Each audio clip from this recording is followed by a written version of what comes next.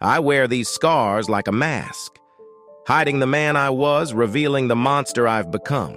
My wife thought she could escape the darkness by running to another man, but when I walked back into her life, it wasn't to save her. It was to burn everything she'd built with him. Now, all that's left is the cold reality in our children's eyes. They see a father, but what they don't know is, I'm the one who leaves monsters trembling in the dark. It was early evening when I arrived at the small house, a 3-bedroom place with peeling siding and a sagging front porch. I could hear children crying and a loud voice yelling as I walked past 3 motorcycles toward the front porch.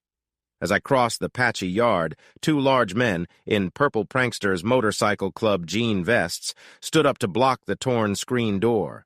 One of the men, with shaggy dark hair and a full beard, spoke. "Gotta wait, man. Cooler is dealing with things inside." He was a big guy, and for a moment I wondered if there was kindness hidden beneath his tough exterior.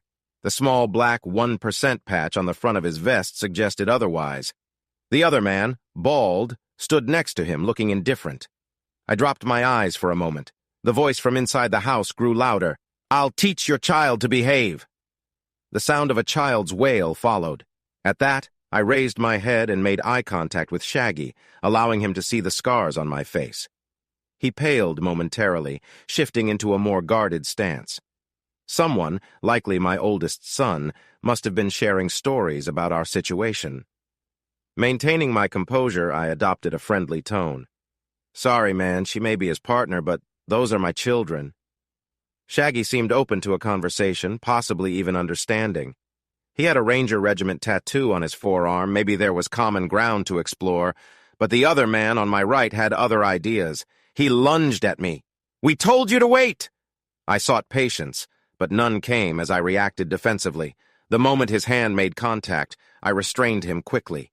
He was down on the ground before Shaggy could respond, and I aimed to avoid causing serious harm. I sensed Shaggy was hoping to resolve things peacefully, but the situation escalated. I stepped over the man's body and opened the screen door. Inside, Cooler, a.k.a. Brian, was facing away from me, his posture tense.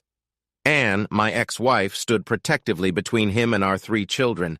I noticed with pride that my oldest son, Patrick, just 7, had placed himself in front of the 4-year-old twins, Danny and Finn. Whichever of the younger ones had been wailing stopped at my entrance. Anne looked thinner after 2 years, a little too thin. She wore no makeup and her hair looked stringy, just tied back out of the way, a sharp difference from the carefully cared-for look I remembered. All in all, she appeared quite worn.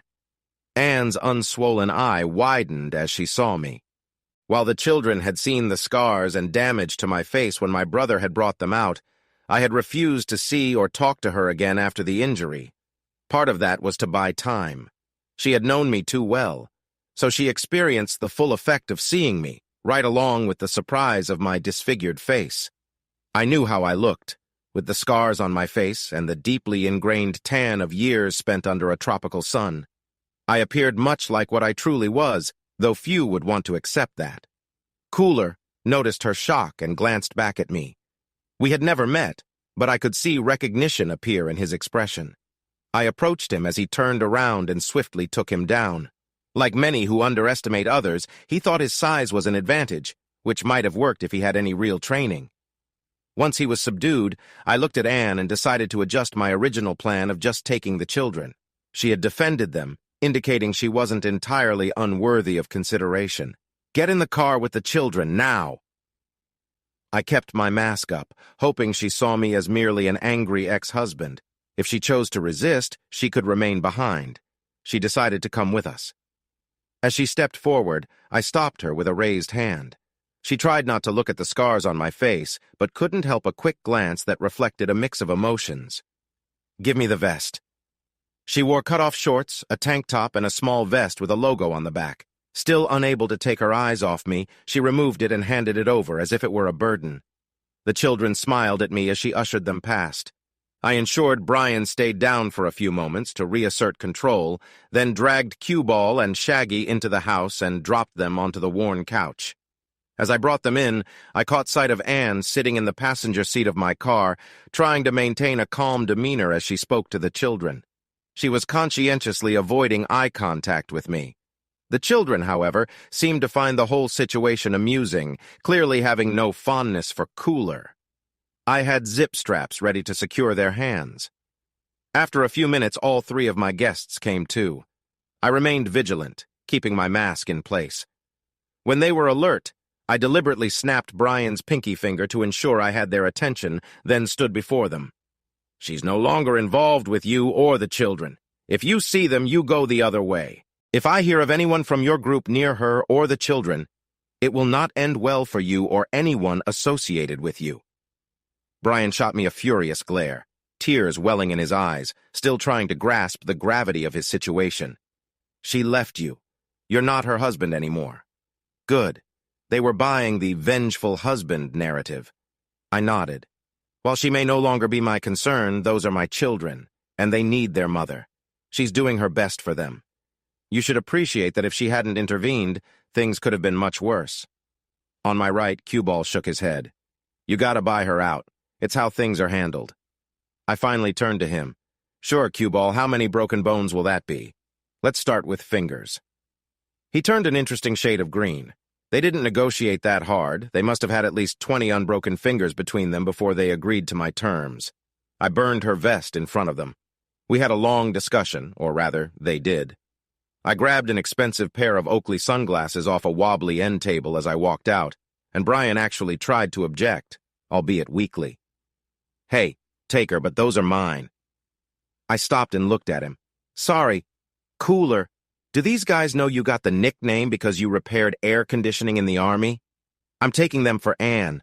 I don't want anyone to think I'm the kind of person who would harm a woman. I'll return them to you later. I paused again at the door and looked back.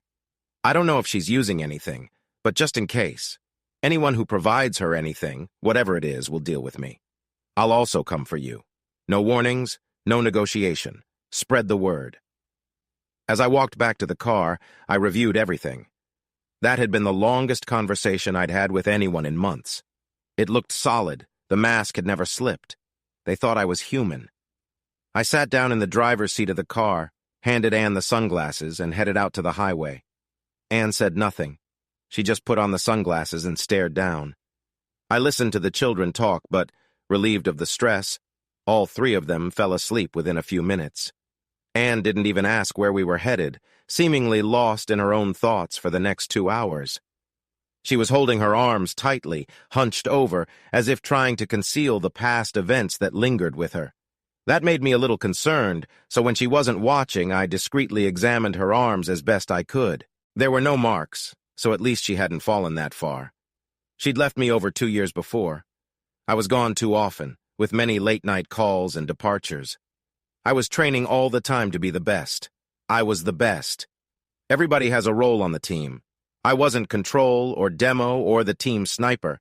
I specialized in close combat. On many teams, they'd call me the tank, a name inspired by the games so many of us enjoyed growing up. But on my team, we had a different name. A name for the thing that left no survivors. Monster. Anne had tried. I could see that now, but I was never home. And even when I was, my mind was elsewhere. We attempted counseling, but I remained who I was. So after 9 years of marriage, she filed. She could have waited 6 months for half my Army pension, but she didn't want to be that wife. She'd been loyal the entire time. It wasn't about someone else, it was about us not working. She even tried to minimize child support. The state had a formula for that, so she couldn't do much. She collected the children and moved back to our hometown. The Army would likely relocate me in the next few years anyway, so I could hardly argue about that. To be honest, while I cared for them, they hadn't been my main focus. Sometime after we parted ways, she met Brian, a good guy who planned to open his own motorcycle shop. That never happened. It turned out he was more interested in leading his own group. Sooner or later, one of the larger organizations would notice them, but that hadn't happened yet. Despite his promises, they'd never gotten married. A year ago, I experienced enough turmoil to leave me with lasting effects. While the majority of the damage was superficial, the combination of nerve damage and vision loss ended my Army career. I figured the real reason for my discharge was the uncertainty surrounding my mental state. They weren't taking chances. So after hospitalization, therapy, and transition, I was out. And that was wise of them. I knew more than they did. When I woke, my emotions about nearly everything had faded. No anger, no sorrow, nothing. At first, I thought I was still in survival mode, relying on reflex and training. But it wouldn't turn off. Empathy for nearly everyone and everything had vanished. I couldn't relate to them at all. Only my children seemed to evoke any feelings. Compared to the muted surroundings, they were a splash of color. I don't know if it's love, but it's what I have. They were my responsibilities. I'd had to create the mask, the pretend version of myself I wore in public, because if they ever figured out what was left of me, somebody would realize how dangerous it was. I still had the training and reflexes they'd developed in me, but I lacked any human restraint. I was essentially a bundle of combat reflexes without much else. Nobody realizes how dependent humans are on emotions and how much they use them to interact with others. Human faces reflect emotions constantly. I had to continually figure out what a real human would do and how to maintain an appropriate expression. Until I perfected the mask, the doctors believed I had residual nerve damage. I was fortunate that the psychologists used family-centered tests involving my children to gauge emotional responses. But I was out, with no direction, no goals, and no meaning, except for my children, my obligations. 2 months ago, my child support payments had gotten mixed up when I transitioned from active duty to medically retired, and I had to wire money to Anne's account to ensure she received it on time. When I tried to contact her directly for a receipt, I ended up speaking with her grandmother, who informed me about the difficulties my children had been facing and how their situation had deteriorated over the past 8 months. After making a few inquiries, I learned about cooler. I contemplated legal action, but it didn't seem like there was time for that. In any case, I had always preferred staying under the radar even before. To find the solitude necessary to protect my secret, I took a job as a history teacher at a community college about 2 hours away. Nobody pays attention to a history teacher at a technical college. I bought a 3-bedroom cabin with a mostly finished basement on the edge of a state forest. The cabin had been built on the walkout basement of a much larger house that had burned down, and the owner had nearly finished the basement with several rooms before passing away unexpectedly. My brother handled the details while I completed my out-processing from the Army. I kept my distance from him as much as I could. He had known me too well before. That house provided me with options.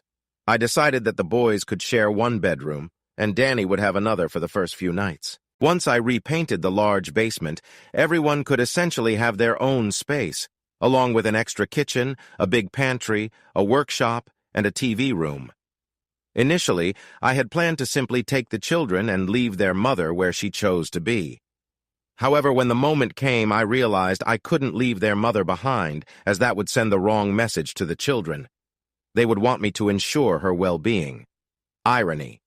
I can still appreciate irony. I wasn't sure how long I was going to let Anne stay, but I was determined to provide the children with a stable, safe life. I had obligations. After we arrived at the cabin, I showed the boys where their room would be and then indicated where Danny and her mother would be. Anne lingered a bit but encouraged the children to settle in. Once they were comfortable, I announced I was going to get pizza and groceries and left them to look around. I stopped at Walmart, picked up some clothes for all of them. I knew the children's sizes, but had to guess at Anne's. I remembered what her sizes used to be, but she'd lost more weight than she could really afford. I also picked up groceries and pizza. The pizza was gone in minutes, and Anne got the children cleaned up and ready for bed. She wasn't meeting my gaze and seemed to be trying to maintain some distance whenever I walked nearby. She still hadn't said anything directly to me. After putting the children to bed, she returned to the table only to find that I had already cleaned up the pizza boxes and put away the other groceries. She might have been waiting for a confrontation. I decided to leave it. Bringing her here had not been part of my plan, and I wasn't sure what her protective instincts for the children had brought her. At least dealing with her long-term wasn't a mystery. She knew me too well for the facade to hold for long. If she couldn't accept what was underneath, my options would be limited. None of them good for her. I needed time to assess the situation. I pointed toward the bathroom. "You can have that one. I'm headed down to shower in the basement." She opened her mouth to say something, but it was clear she had no idea what. I simply headed down the stairs. By the time I got cleaned up and returned to the main floor, she had finished and was in Danny's room. Even with my emotional distance, there had been a chance that seeing Anne might stir old memories. But I felt nothing. No anger, no sadness. She just seemed like a stranger. I could logically remember everything that happened, but the emotional weight of the past was simply gone. I knew I had experienced anger and loss, but those feelings had faded away entirely. I couldn't even recall what anger felt like. The next day was a Saturday, and I figured there was a lot to do before I started preparing for the semester on Monday. I had already pulled the paint sprayer and cans of paint out of the barn storage room before anyone else woke up. I also had an adjustment to make on the car. The boys came out quietly, drinking tea and waiting patiently for their bacon and hash browns before Danny and Anne emerged from their room, blinking sleep from their eyes. Finn, the younger of the two boys and Danny's twin, grinned. Anne and Danny's sleepwear, loose shorts and t-shirts that I'd picked up for them, matched. I was sure I hadn't done it on purpose, but they were both wearing pink shorts and oversized t-shirts with large gray kitten faces on them. Both of them had their hair standing almost straight up on one side. Both Patrick and Finn began laughing, much to Anne's confusion. I just reached up and lightly adjusted my hair. Anne slowly reached up and felt her hair, realizing what was going on before dashing into the bathroom with Danny. It was several minutes later when they came out, their hair fixed and Danny giggling. I'd already set plates of bacon and hash browns at their places at the table. I watched everyone as we ate. The children seemed to be in good spirits, eagerly enjoying their meal. Anne, on the other hand, avoided my gaze and appeared uncertain. Still, she ate and then took over clearing the table and doing the dishes before I could offer to help. After breakfast was cleared and everyone had changed, I sent the children outside. I motioned for Anne to come over to the kitchen counter. She approached hesitantly, waiting for me to speak. I pulled out my extra debit card, car keys, and a piece of paper. I'm writing the PIN on this paper. Take the children and go shopping for school clothes. School here starts Thursday for them, so you'll need to get them registered on Monday. I'll be busy at the college all day, but I'll leave you the car. Get some things for yourself as well. There's about $2,000 in that account. I need to finish painting the basement. It should take about 6 hours, 4 hours to tape everything, an hour to paint, and the rest for cleanup. Take your time and maybe take the children to lunch or something. The basement should be ready by tomorrow evening, and the children can have their own rooms. She looked numbly at the card and keys while I wrote the PIN. Finally, she spoke. So, why did you take me too? You could have left me. After everything, you might have thought that was a better idea. I wasn't planning on bringing you out of there, but you were looking out for them. Children need a mother, and since you were still acting like one, it seemed like the logical choice. For now. What if they say I have to come back? They won't. You're out for good. They wouldn't take you back under any circumstances. We have an understanding. She looked thoughtful. What kind of understanding? It's simple. They won't have anything to do with you or the children again, and in return, I won't take any actions against anyone involved. She appeared unsettled, but I chose to be straightforward. I needed her to believe she had choices to encourage her cooperation. I want to make a few things clear. I don't own you, and I have no desire to. If you decide to leave on your own, I won't come after you. I'll leave the debit card active, but I won't add any more funds once you decide to go. Once it's gone, it's gone. If you take the children, though, I will ensure their well-being, as I intend to watch over them until they can make their own decisions. You really won't want it to come to having to retrieve the children. You can stay here until they all graduate, and all I will ever ask you to do is help take care of them. This is solely in the interest of their protection. Studies show that children from a stable home with two parents are happier and more likely to be successful. This part is important. You need to know the truth. I dropped the mask.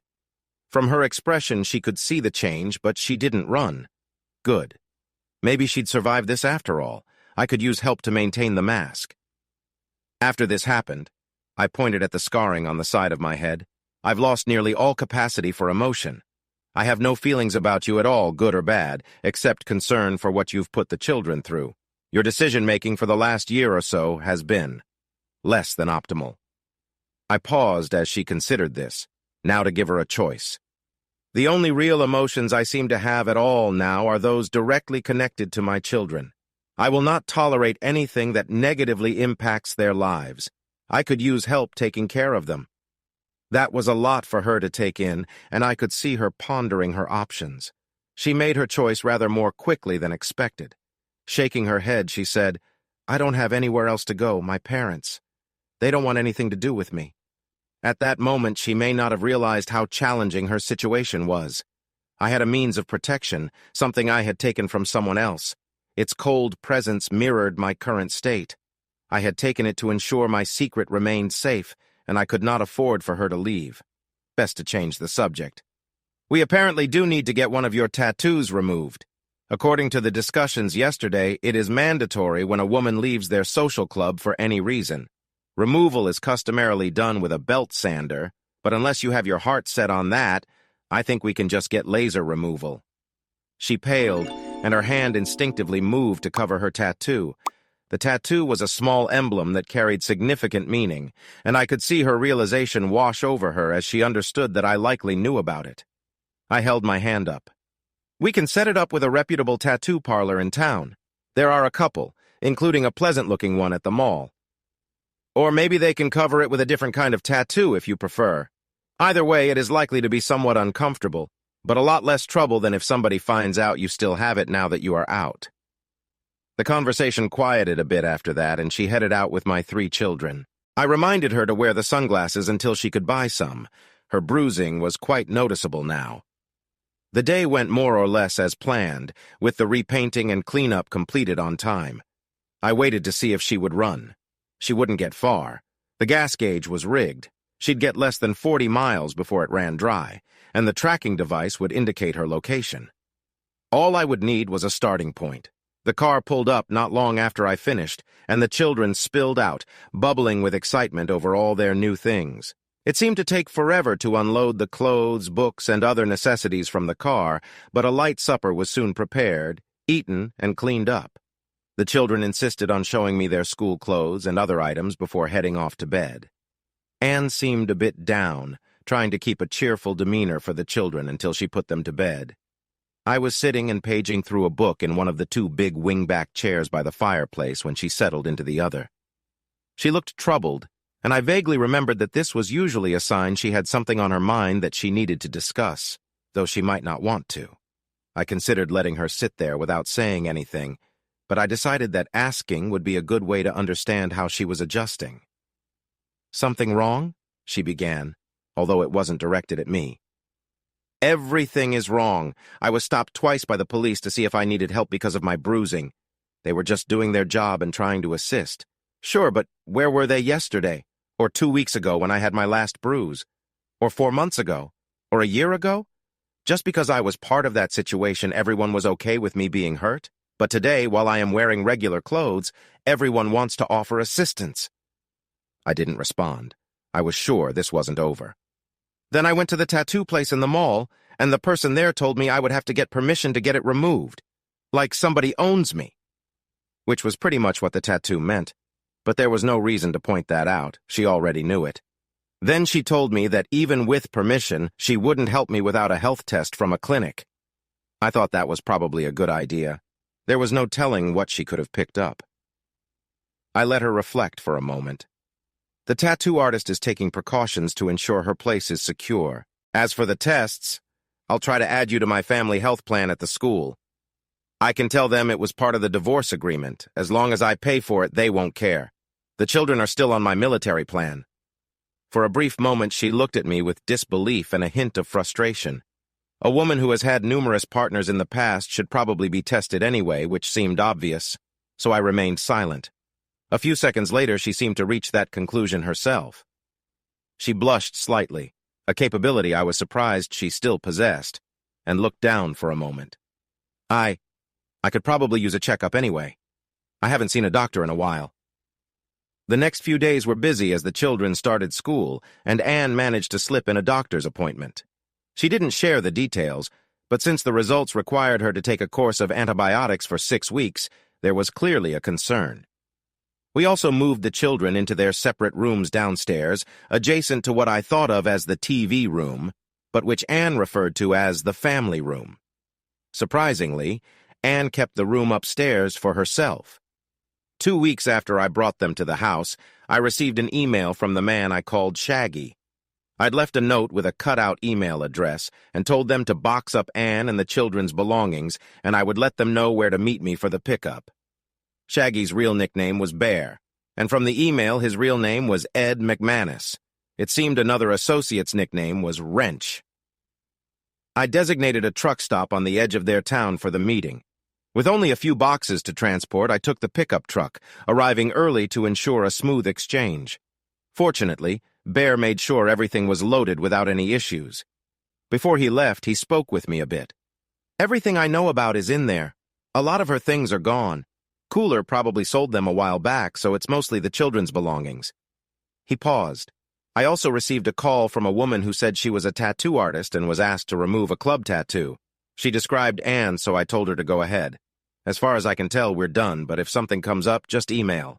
I prefer to avoid personal visits." He paused again for a moment. "Cooler is still really upset. It may not matter much. He's wary of you. But I thought you should know. The rest of us don't want anything to do with you." I nodded. We should be finished. If it weren't for the children, we would have never met. I returned Cooler's sunglasses to him, and we parted ways carefully. The boxes were actually packed with care, and there was a note from one of the other women associated with the club. I shouldn't have bothered returning the sunglasses. Brian passed away in a minor accident a couple of weeks later, after I'd received an anonymous email detailing Brian's traveling schedule and route. It could have been a trap, but I had the sense that Bear wasn't foolish enough to risk that. Bear took over the club. The children adjusted quite well. Patrick told Anne that the children and teachers treated him better at the new school. She realized why, which led her to feel a wave of emotion after the children went to bed. Anne and I fell into the habit of talking by the fireplace after the children were asleep for the night. It was essentially a planning meeting, originally focused entirely on making sure the children were taken care of. Anne eventually initiated some small talk about harmless subjects.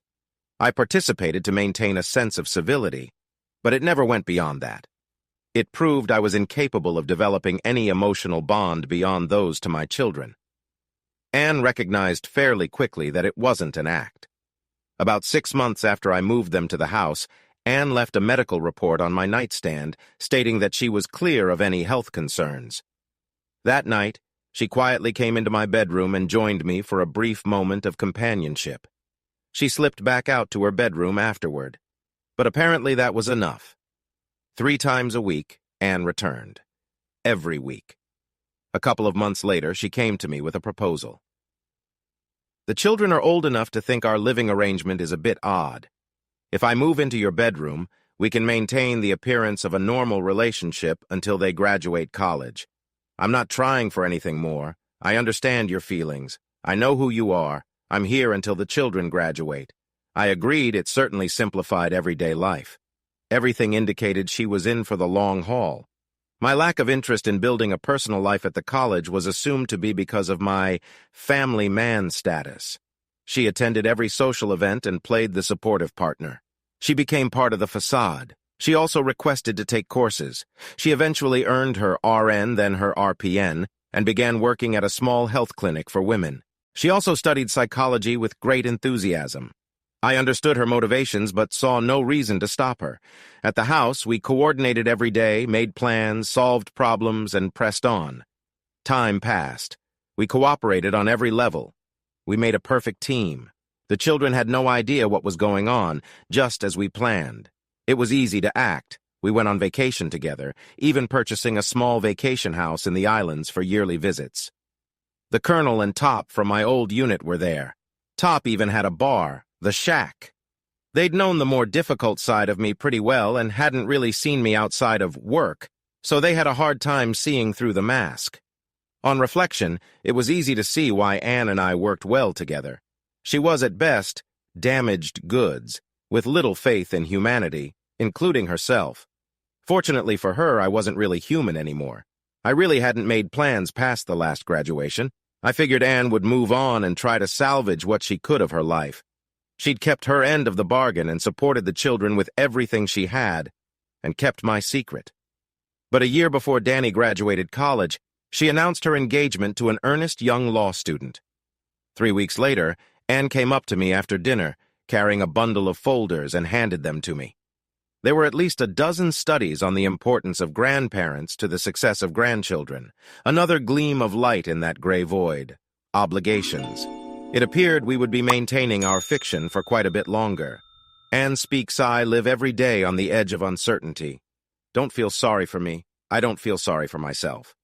By most standards, it's not a bad life. I live in a nice house, I have 3 beautiful children, and I have grandchildren on the way. I'm treated well. We even have a little vacation home in the islands. I've chosen to live here, and it's probably best for everyone, maybe even for me. But I live one step from decision. I think it's a long step, but I can't be sure. I live with my ex-husband, and the whole world sees us as a happy, loving couple. But while we may be a couple, whatever that means, we aren't married, and there is no love, at least from his end. I try not to think of him as anything but what he is, but it's hard not to pretend to myself that he has retained some semblance of humanity. At night, when I am sure he is asleep, I occasionally whisper, "I care for you," and pretend he acknowledges it. Sometimes I think that by helping him, I'm just maintaining a reflection of the last man I'd ever care for. He is, at least as far as I can tell, an unusual type of sociopath. I've taken classes, attended lectures, and read every piece of literature I can get my hands on.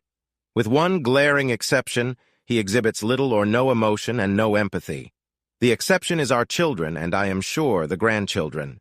He pretends to have emotion and empathy, pretends to be human. But I know the truth. He doesn't have impulse control issues and has no driving desire to harm, but he has no emotional reason not to. I didn't make him this way. It isn't some trauma or fallout from my poor decisions. He was severely injured in an explosion. Fragments hit his brain just the right way, altering his humanity. Just spectacularly bad luck. My decisions are why we aren't actually husband and wife. I divorced him over a year before he was injured to chase a misguided illusion. I could go on and try to justify myself, but it would all be meaningless. The reality is a familiar tale, nothing original about it. One minute I was young and in love, the next I found I was a mother with 3 children and a husband in the army who just didn't seem to be headed in the same direction anymore. He never had time for us. Counseling doesn't always work, even if you love each other. That's how it starts, and next thing you know, you're divorced, and you've brought your children into a difficult situation with a partner who is not kind. Brian, also called Cooler, had been in the army but had gotten out and seemed to have a plan. He seemed great at first, but it turned out Brian was involved with a motorcycle club, which added a layer of pressure to become part of that world as well. Like many groups, their initiation process for women was troubling. I felt uncomfortable with how I was treated at a meeting and could only recall brief moments of the night. The next morning, I found indicators that made my situation clear. I'm pretty sure that by that point, Brian started to see me as someone he controlled. I fought against it, but ended up losing more than I won. I was manipulated in unsettling ways. When I let myself appear worn and stopped trying to seem appealing, he found other uses for me. Sometimes I was pressured into carrying items. I was fortunate I didn't face legal consequences. At least I think I was. Things had escalated, and I was trying to figure out how to escape, or at least get my children away. Brian was resenting them more and more. None of my family was talking to me anymore, except my grandmother, who was in a nursing home. I just didn't have anywhere to go where they wouldn't drag me back. People use the word desperate way too often, as if you can be desperate for a piece of chocolate. I know what it really means. I don't know what started that last confrontation. I came out of the kitchen and found Brian looming over Patrick. When I stepped between them, Brian reacted in anger. I was determined to protect my son, and I realized that things were about to escalate. Then the door opened behind him and my husband walked in. Yes, I still think of him that way. I've never married anyone else and don't want to, so the title is still his by default. My mind exploded with suppressed fantasies of hope. He was here to save me. He'd rescue us, carry me out to the carriage, and we'd ride off into the happily ever after. Then he turned his head. My heart froze in mid-leap. Half his face reflected a harsh transformation, a reminder of the pain he'd endured. He'd refused to see me, so although I had known he was injured, this wasn't what I pictured.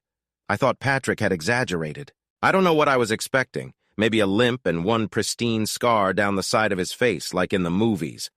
My stomach lurched. Brian saw the expression on my face and turned to face him. It all happened so swiftly. The man I had known moved with a disconcerting efficiency, without hesitation. Instead of an emotional expression of love, I was instructed to get myself and the children in the car. It was clear that while my presence was optional, the children were not. His voice was flat, and he stopped me to demand my club vest, which I handed over as quickly as I could. I had to step over Bear and Wrench on the way out. They were in no better condition than Brian. I watched him bring them inside. He was in there for a time before he came out. I couldn't shake the uneasy feeling as we drove away. I didn't know whether I was disappointed or relieved that everything seemed intact, but I suspected it had been a long wait for Brian. He didn't speak to me at all in the car, which was probably for the best. I cringed in my seat and decided to see what he had planned. He had always been fair, and I just knew he cared for me. The next day, I began to grasp what I had sensed all along. He made it very clear. He was upfront about what he had become. But it's really hard to accept that someone you loved was gone, even when they sit in front of you and tell you. Later, I realized that if I had reacted differently, it could have been a very different outcome. He made it clear that his only concern was the well-being of the children. If I had posed any threat to him watching over them, it would have affected them too. I don't think I fully accepted that my husband was really gone for months. Only the father part of him remained. When I did accept it, I mourned for the person I had known and loved for years. But he was gone, and I had to face this new reality. I couldn't have my husband back. He was gone, and this new man couldn't love me. But I could be a partner in raising his children, so I chose to be a full partner. On the day I had the last laser removal treatment for the tattoo, I left a copy of my health test results on his nightstand. I visited his room that night. Even without the emotion, there was still relief for both of us. I doubt if he cared about the tattoo, but I hoped he'd see the symbolism of me being close to him after the tattoo removal. I realized I wasn't building any emotional bonds, but I hoped I was removing doubt about my commitment to our project. I wouldn't risk the illusion we were building over a workplace affair by either of us. I suspect if the illusion collapsed, I would simply disappear. I eventually convinced him to let me move into his room. That reduced the chances he would seek companionship with others around. I was open to his needs and made sure he knew it. Still, he had no interest in demeaning me or playing power games, so it became more of a form of pleasant exercise than anything else, like a workout with joyful moments thrown in. I do avoid eye contact, though. It's not the scars, it's the eyes, especially the clear one. I took RN classes after ensuring he was okay with it and used my electives to learn more about his condition. That led to a focus on psychology. For the first time, I really examined what he had been. He no longer felt the need to shield me, so he handed over his service records without hesitation. What I found was unsettling. He'd been on hostile fire pay for nearly our entire married life. Honestly, I had no idea that HFP wasn't a normal part of every soldier's paycheck. He had far more medals than usual for his rank, most of them combat, and the write-ups were nearly all redacted. His tours in Kuwait seemed to involve units that didn't actually exist. He told me a little more when I asked. Not details about missions, but what he was, what he did. His nickname had been Monster. I'd heard it, but never realized what it meant. Now I understood. His injury hadn't really changed what he was. It had simply stripped away the veneer of humanity. The human part of him had been affected by that shrapnel.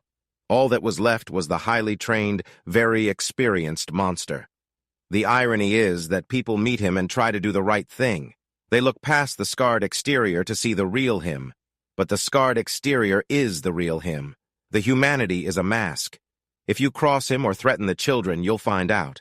He really is the thing in the closet, or under the bed.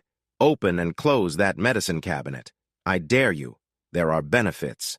When gangs surged around the clinic I worked at, a young mother was harmed. I mentioned it to him just conversationally.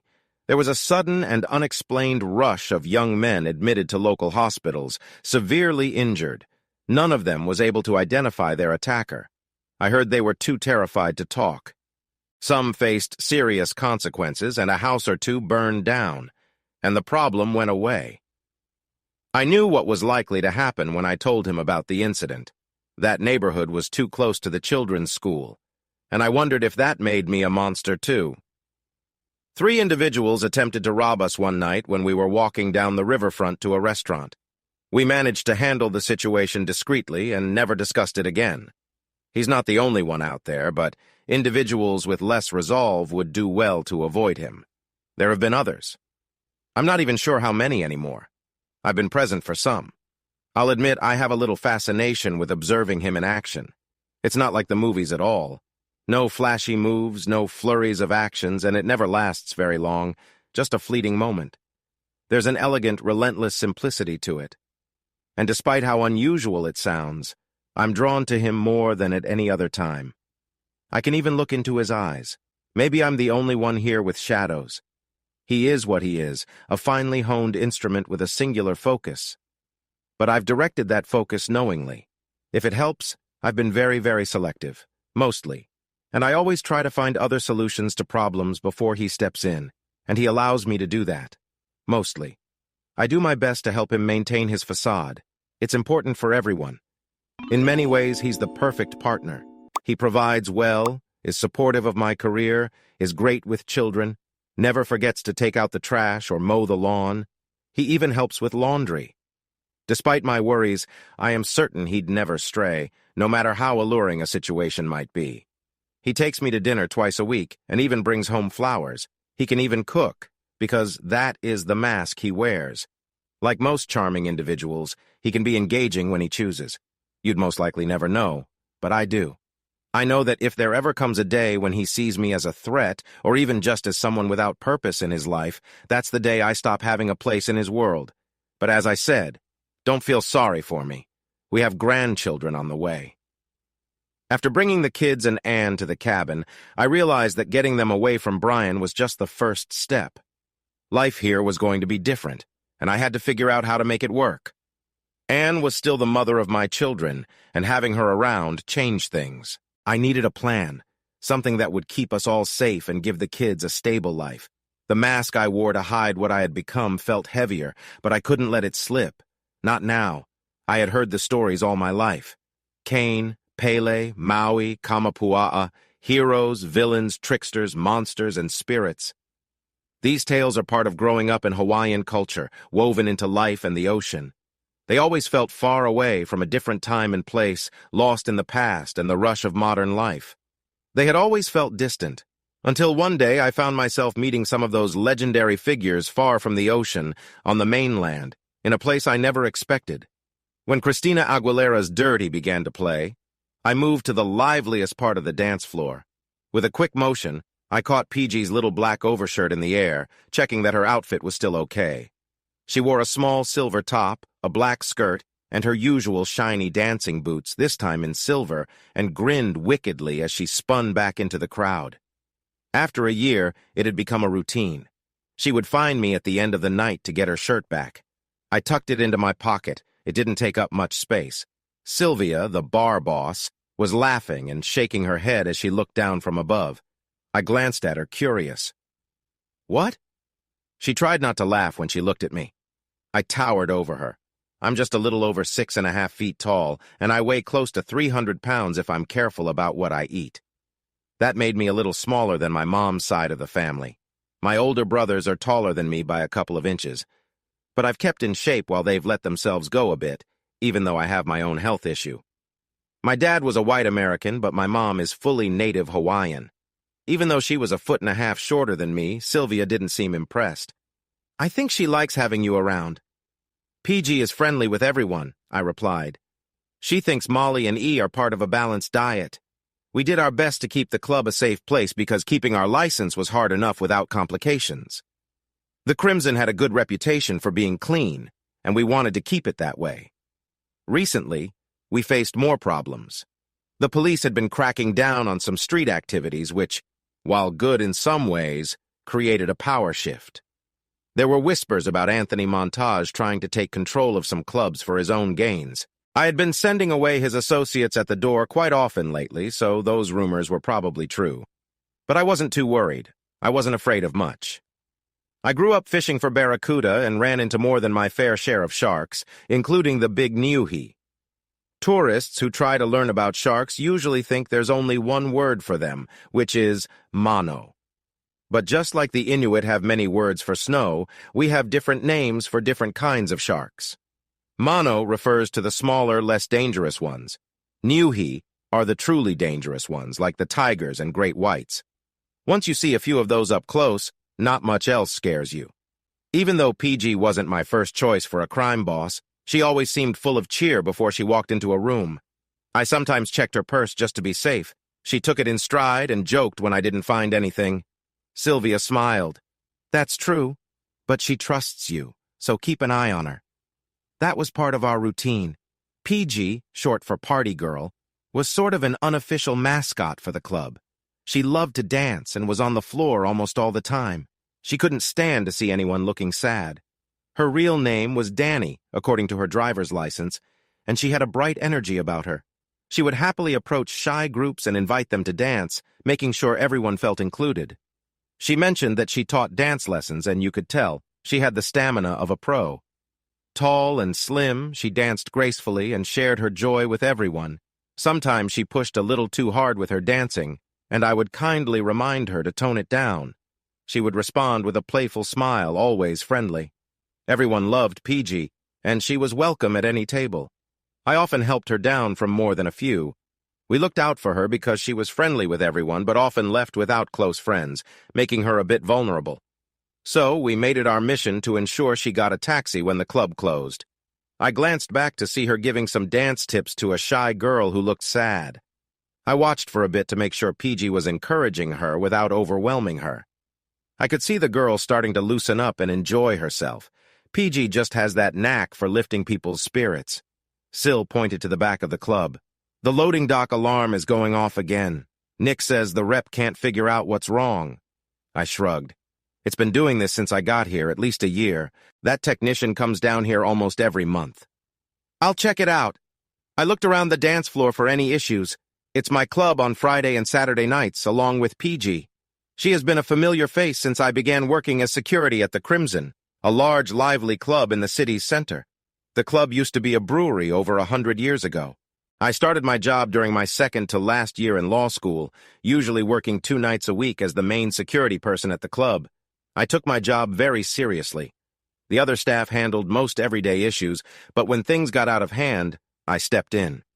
After dealing with me, most troublemakers either thought twice about what they were doing or left to find another place. I had played football in college, not quite good enough for a professional career, but it wasn't wise to provoke me. While many martial arts may not suit someone my size, I had a background in boxing and had learned sumo as a child, which is popular in Hawaii. There are reasons for weight classes in sports, and few matched my size. Law school was my backup plan after a serious injury cut my time as a police officer short. I was also trained in Aikido-style grips and throws. The club floor looked calm, so I nodded to Ron, who was working security on the balcony, to keep an eye on things for me. He had a great view from up there. I carefully made my way across the dance floor, trying to stay low-key. Not the easiest thing for someone of my size. I was surprised when a sudden light slap on my back made me turn around. PG was smiling, shaking her hand as if she had heard it. Her new friend stood nearby, looking shocked, while others giggled. Do I need to remind you of the rules, PG? You can't interact with security like that, I said, trying to sound serious. It was a mistake, I promise. Right, just like last time? Her grin was hard to miss. Only 10 times. I thought it was okay, I'm just really clumsy. This was not true. Everyone who'd seen her dance knew better. Please behave, PG. I tried my best serious face, which didn't seem to work. I will, I promise. As I turned and walked toward the back of the building, shaking my head, I could hear PG's playful voice. Watch out, everyone! You might trip! This made the group around her laugh even more. PG knew she was safe among friends. In the club, I was seen as the protector for all the single women. That doesn't help me much in the dating scene. It keeps me in the big brother zone. Dating has never been easy for me. I heard that women like androgyny these days, which makes me feel out of place. There seem to be 2 types of girls. those who like big and strong guys, and those who prefer average-sized, smart guys. Being big and smart isn't the combination most are looking for. Making casual connections isn't too hard, but forming deeper friendships with the kind of girls who usually like guys like me doesn't always go well. These girls often fit a certain type that can be fun, but also a bit unpredictable. I prefer women who think deeply and show care for others. PG always seemed a bit flighty and whimsical rather than dangerous or overly intense. She was certainly attractive, but the club rules made it clear that workers should not connect with customers. Because of that, PG knew her playful behavior was off-limits, which might have added to her charm. In the past year, I had only a few serious dates. I took out the leader of my study group a couple of times. I avoided taking charge in my main study group.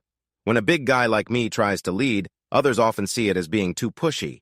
Instead, a bright and focused girl named Abby took the lead. She was not only cute, but also very dedicated to success. It amazed me how hard she worked to gain respect. She faced challenges but never gave up. Vince respected her intelligence, while Jennifer in the group was quiet and interested in tax law. She preferred to let others lead. Overall, we got along well and stayed connected even when we weren't studying.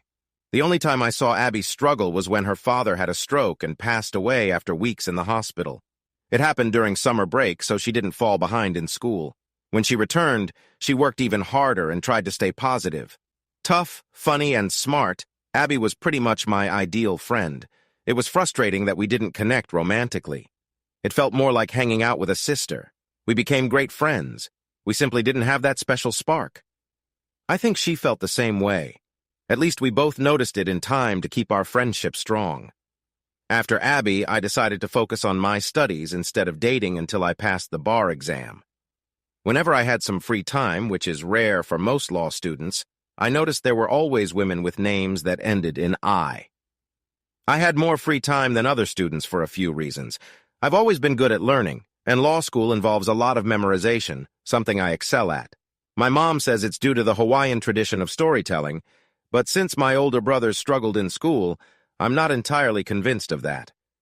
Besides my memory, there were a few other things working in my favor. I was a bit older than the other students and had some experience with the law. Working as a police officer teaches you a lot about how the law and courts function. You also pick up a good amount of courtroom knowledge fairly quickly. These experiences gave me extra free time compared to my classmates. Once I felt better, I started looking for a job, mainly to fill my time and buy healthier food. I need good protein and vegetables to stay fit. If I eat too many carbs, I know I won't feel great, so I try to keep a balanced diet and work out regularly. When I reset the alarm and got back to my usual position, I noticed the floor felt different. It was quieter and had a calmer vibe that usually meant fewer issues ahead. Despite what people think, good security needs real people. Good security is crucial in a large club in a busy city. While cameras and alarms can help, they can't make decisions. They might help figure out what went wrong after an incident, but they don't prevent problems before they happen. And they can fail too. Our loading dock alarm was proof of that. Most importantly, real people can sense trouble before it really starts. The floor was still calm when PG approached, followed by a small group of women. "Hey, big guy. Just doing my job, PG. I know that, but I've been telling the girls about your tattoos." I sighed, knowing this was just another of PG's games. When she wanted something, it was hard to change her mind. "Why, PG?" "Because they're interesting." She turned to her friends. "His mom is from Hawaii. Those tattoos are done traditionally, using wood tools." I started rolling up my right sleeve, realizing it was easier to just go along with her. "They're called kakua, and some of the tools are made from animal tusks. It can be a bit uncomfortable." One of the women leaned in to look closely. "It's all triangles. Cool, decorative triangles, but still triangles. Why did you choose that design?" "I didn't really choose them. The artist decides based on who you are and how they see you. The triangle patterns are meant to symbolize shark teeth for protection." The girl who had been dancing with PG reached out and gently touched my wrist. "They protect you? Like armor?" I shook my head. "Not exactly armor, that's for sure. I used to patrol the old slaughterhouse area called the Dog Run when I was a police officer. One troubled young man shot me 3 times in the back. My vest stopped those bullets, but he got me in the knee, which is why I have to wear a brace now. I took the insurance money and decided to go to law school. "What happened to the person who shot you?" she asked quietly, probably expecting a big story. "I didn't do anything to him. I just focused on breathing and stopping the blood. Getting shot really hurts. The person who shot me ran right in front of a bus after he took off from my partner. I remembered that young man, just 17, collapsing under the bus bumper every time I heard the sound of brakes." "So maybe the tattoos made things right for you?" PG shook her head. "That's not how it works, Cassie." I wasn't sure how she knew, but she was right. I looked at the designs on my wrist for a moment. They don't. It's hard to explain, but the tattoos show a bond, like we belong together in the ocean. Cassie looked confused. She probably didn't understand and might never will. People often don't grasp the ocean. The bright colors in the water can trick them into thinking it's a lively place full of emotions, like a magical underwater garden. But it's not that way. It's a very different world. While some animals on land show emotions like love or sadness, those feelings don't exist in the ocean. We have very few friends in the water, maybe dolphins and whales or an octopus and squid. But the ocean is quite cold and logical. Emotions don't fit in there. Sharks and fish don't feel anger like we do, and their instinct for survival isn't based on fear. It's all about finding food, avoiding threats, and continuing their species. It's hard to explain this to anyone who hasn't experienced both land and sea. Cassie shrugged. "That's cool," she said, though she didn't seem very sincere. PG gave me a secret smile and pulled her friends back onto the dance floor. I continued to scan the crowd. The energy was rising again after a brief lull. I glanced at the clock and saw it was 9 o'clock, meaning dinner time was ending, and we were about to get a rush of customers. Not long later, Ron signaled that trouble was brewing on the dance floor. By the time I arrived, a loud argument had already started. We usually had teammates with us, but I couldn't wait. If I did, things could get worse, so I stepped in and separated the two arguing. "Listen, you both have one chance. Step back and don't get near each other again, or you're out." They both quickly started blaming one another for the fight.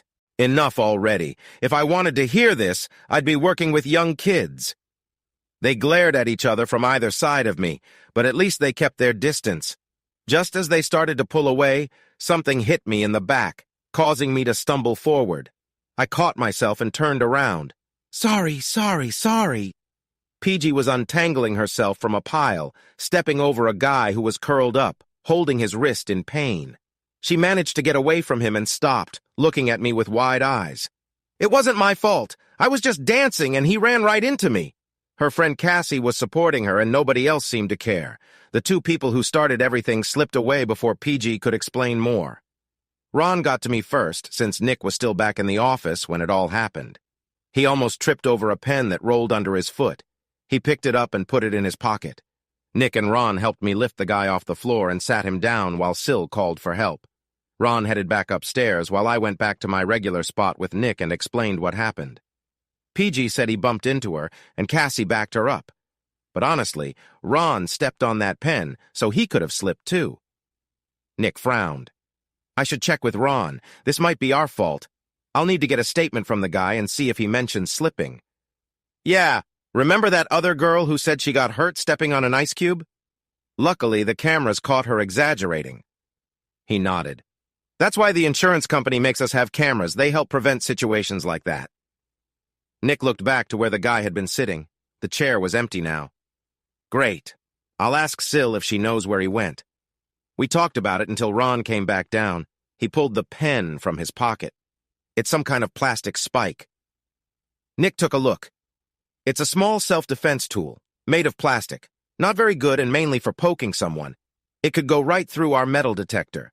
We need to review that video after we finish tonight. From the video, it was clear I was being set up.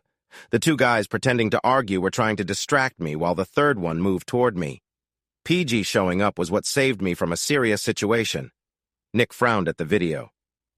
"You've never seen these guys before?" "Not until today." Ron recognized one of the distractions from a visit earlier in the week. Nick wrote a report, but there wasn't much information. I waited and sent a bit of the video to my email after Nick went back out to talk to Syl. I felt like someone was targeting me, and I had a few friends who could help me find out why. As soon as I got home, I sent the video to Kelly. She had been my partner, a patrol officer with over 10 years of experience. After I left, she finally decided to take the test to become a detective and joined the Vice Squad. It wasn't as flashy as homicide, but she had worked the dog run for years before I joined the police and knew a lot about the flow of drugs and related activities. She was perfect for the job. Maybe she could help me figure things out. I had just finished showering when the doorbell rang. I grabbed a lava lava, a traditional wrap worn by men in Polynesia, and put it on as I answered the intercom. "Hey, big guy, it's me. Let me in." "PG, what are you doing here?" "It's freezing and raining out here. I don't have a coat." A minute later, she stood at my door. I checked through the peephole. I'm a big guy, but past experiences had taught me to be cautious. The recent event at the club made me a bit wary. She was still wearing her clothes from the club and looked cold. I opened the door. "What brings you here?" "Wondering if you're going to keep my shirt. It's cute, but I think it's a bit small for you." "I'm sorry." I walked over to my hamper and found my cargo pants with her shirt stuck in it. She took it with a little smile, but then her face grew serious. "I wanted to say sorry for the trouble at the club today." "Don't worry about it, Danny. It wasn't really your fault. Those people could have been causing trouble anyway." She smiled when I called her Danny. It was the first time I ever used her real name. "So I don't need to apologize?" "Nope, we're all good." She looked around. "Nice place. I love the ocean theme. I miss home sometimes. I plan to go back to Hawaii one day, just not sure how yet." She didn't comment on the lava lava, which was unusual. Normally, she would have something smart to say. It was a red wrap with colorful flowers, something that usually caught attention. She picked up a picture of me with my mom and brothers. "This is your family?" "Yeah, that's my mom and my older brothers." "I like that. Family means a lot to me." "It does to me, too. Often family is all you have." She raised an eyebrow. "So, you don't blame me for what happened at the club?" "Not at all. I actually think you helped prevent things from getting worse." "Okay, just one more thing." "What's that?" "I'm not leaving until I see your tattoos."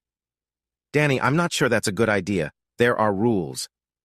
She smiled and gently nudged me toward the bedroom. "You didn't pick me up at the club, so it's fine. I could use some excitement, and I know people with more fun lives than you. This is just a bit of fun. No strings attached." From the look in her eye, it was clear she wasn't going to take no for an answer. Not that I was saying no. I woke up a bit confused. The smell of fresh coffee filled the house. Waking up to that aroma is a bit unusual when you don't have a fancy coffee maker. I found Danny curled up in one of my big chairs, reading a book and sipping coffee. She wore one of my dark green Local Motion Hawaii t-shirts, and it went to her knees, even though she was tall. I thought she might prefer fancy coffee drinks, but she was drinking her coffee black. When she heard me come in, she looked up. "You need a warning label." For a moment, I worried I might have been too rough. I'm usually careful with women. Guys my size have to be, but she seemed strong and not fragile. If anything, she encouraged a little more boldness from me. She had a lively presence. She must have sensed my worry. She shook her head and smiled. "Guys like you aren't usually in proportion, if you know what I mean. A girl likes a little heads up so she can prepare. Not that I'm complaining. I'm just happy I'm up to your standards. I think we made a whole new set of standards last night." She smiled softly. I walked over to pour myself a cup of coffee. "You surprised me," she said. She shrugged, looking back at her book for a moment. "It was a spontaneous decision. I saw you had my shirt and decided to come find you." "How did you know where I lived?" "I asked Nick." That meant Nick would know, but it was too late to worry about that. He wouldn't think she just wanted her shirt at that hour. Hopefully Danny knew how to handle him too. She noticed my expression. "He's cool with it, Derek. I told him I wasn't only after the shirt. I'd probably hear about that from Nick, but it would be worth it. I moved the ottoman over from the couch." "What are you reading?" She held the book up. "He's hilarious. I almost dropped my coffee when I saw she was reading my copy of Scalia Dissents." I had never imagined her enjoying something like that, but seeing her interested in the opinions of a Supreme Court justice was surprising. Love him or hate him, he's never boring. She sat up a little. I've read it before, but some parts remain interesting. I sipped my coffee, still processing this new side of her. You found my Kona. I figured you'd think I was worth it. There was no way to argue with that without sounding rude, and besides, if I had gotten up first, I would have chosen the same. Last night had definitely been a good experience. No argument from me. She smiled brightly, then gently closed her book and placed it in her lap. So what are you doing on your day off? I didn't really plan anything. I should probably review some things tonight before class tomorrow. Do you want to meet me at the canal for lunch? I need to go home first. I showered, but I can't walk by the canal walk in just your t-shirt or my club clothes. She paused. Unless you have another sarong, I could wear it. I went back to my room and found one, a blue and green batik style with sea turtles, and brought it to her. Be careful with it. My mom picked this one for me to remind me of home. She stood up, took it gently, and wrapped it around herself. See, it fits perfectly. It really did look good on her, even though it was different from the bright styles I usually saw her in. She walked over to the bathroom to look in the mirror.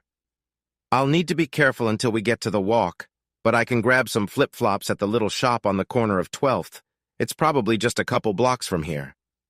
I showered and changed into shorts and a t-shirt, choosing a nice blue one that went well with the sarong. We walked towards the canal. She refused to wear her boots even to get to the store, so for a short while, she walked barefoot, careful where she stepped. Hold on, Danny. I gently lifted her up to sit on my shoulder. She balanced well and sighed happily. I could get used to this. I'll admit I wanted to impress her. I didn't have many chances to show off besides rough activities at the club.